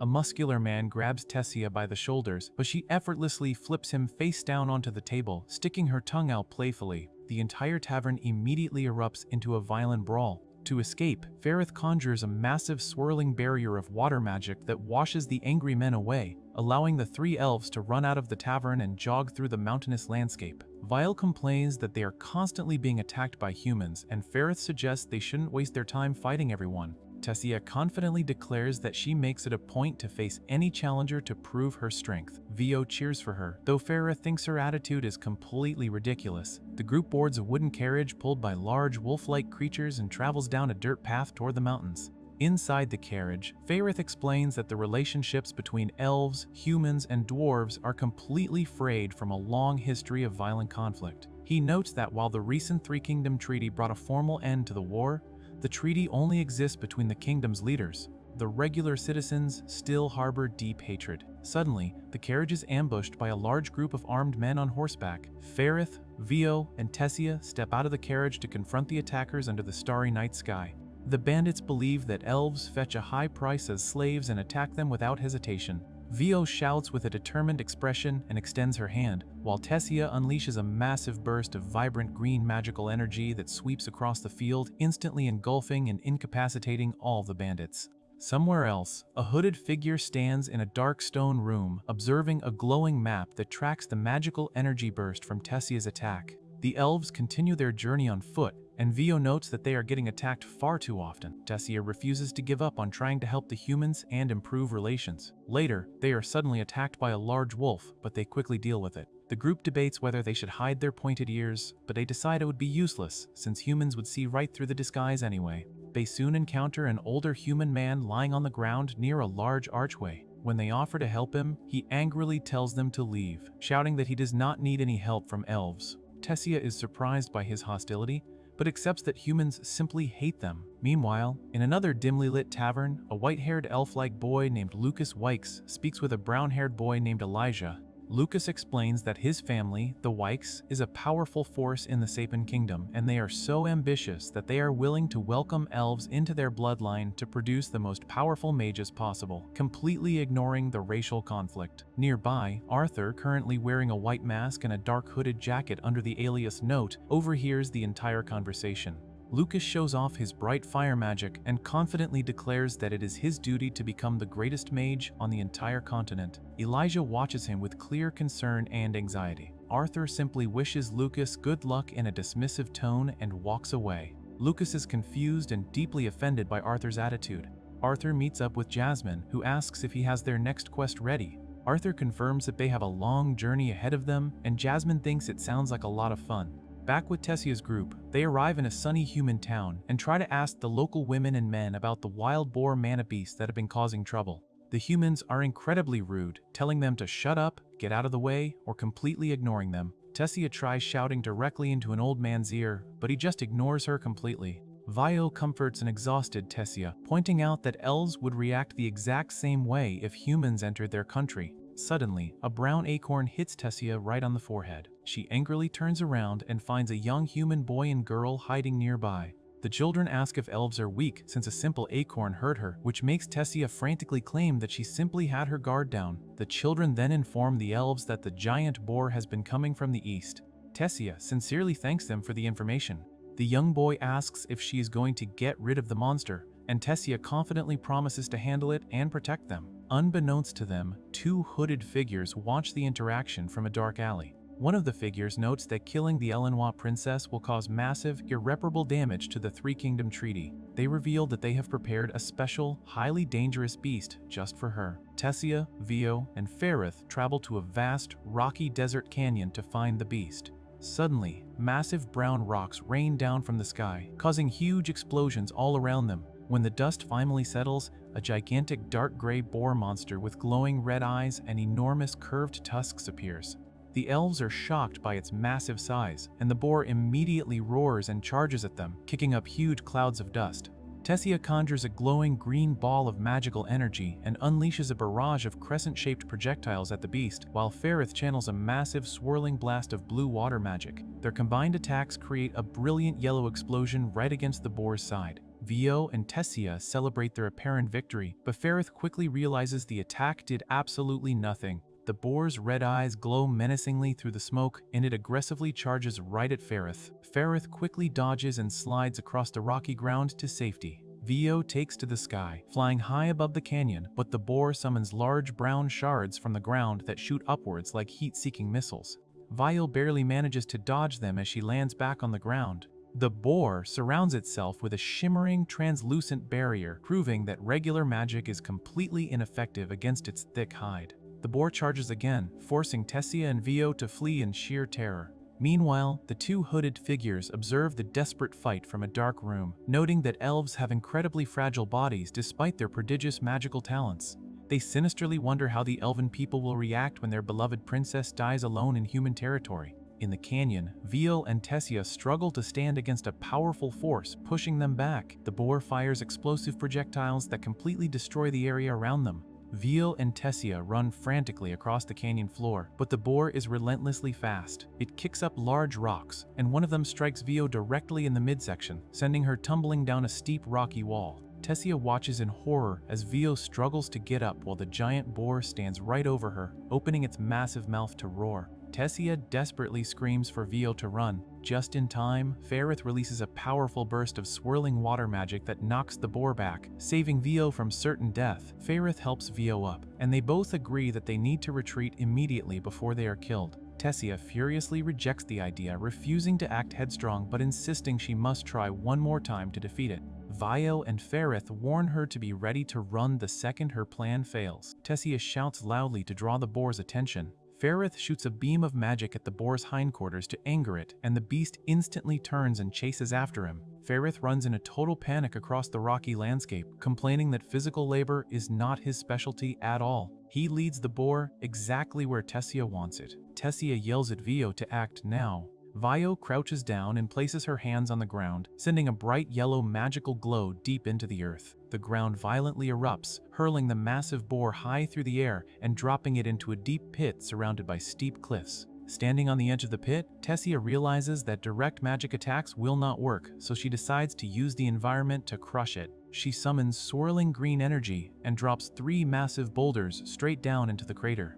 The rocks violently crush the mammoth creature, pinning it to the bottom. Tessia sighs with deep relief, and Vio and Ferrith collapse on the ground, completely drained of their mana and physical stamina. However, Tessia suddenly opens her eyes in pure shock. The massive boar leaps high into the air from the pit, completely unharmed, and descends straight toward her. Tessia thrusts her hands forward and fires a massive, bright green energy blast in a panic, but the boar powers right through it without flinching. The blast shatters into glowing shards, and Vio and Ferrith slide across the ground to avoid the intense impact. Vio calls Tessia stupid for not running away when they had the chance, but Tessia argues that it seemed like the right thing to do. She thinks about what Arthur would have done in this exact dangerous situation. Tessia's mind flashes back to her precious time with Arthur. She remembers them walking together through a lush green forest, training relentlessly, and Arthur's intense determination as he practiced his sword skills. She recalls the moments they shared by the campfire, the battles they fought, and how she cried while embracing him tightly before he left. The powerful memory of his strength fills her with newfound resolve. Realizing that regular ranged magic is completely useless, Tessia decides to try a vastly different approach. She remembers a specific technique Arthur showed her, where he manipulated a glowing yellow ball of magic. He had taught her how to use raw mana to strengthen her physical body rather than casting spells outward. Filled with intense determination, Tessia slides down the steep rocky cliff face, holding a staff that glows with brilliant golden energy. She stands her ground firmly against the charging giant boar. Via screams for Tessia to run, but Tessia ignores her entirely. She concentrates all her remaining mana into her fist, making it glow with a blinding white and golden light. As the giant boar lunges at her, Tessia lunges forward and strikes the beast directly in the face with a devastating physical punch. The immense force of the blow creates a massive shockwave of golden energy that completely envelops the monster. The giant boar instantly collapses to the dusty ground, completely defeated.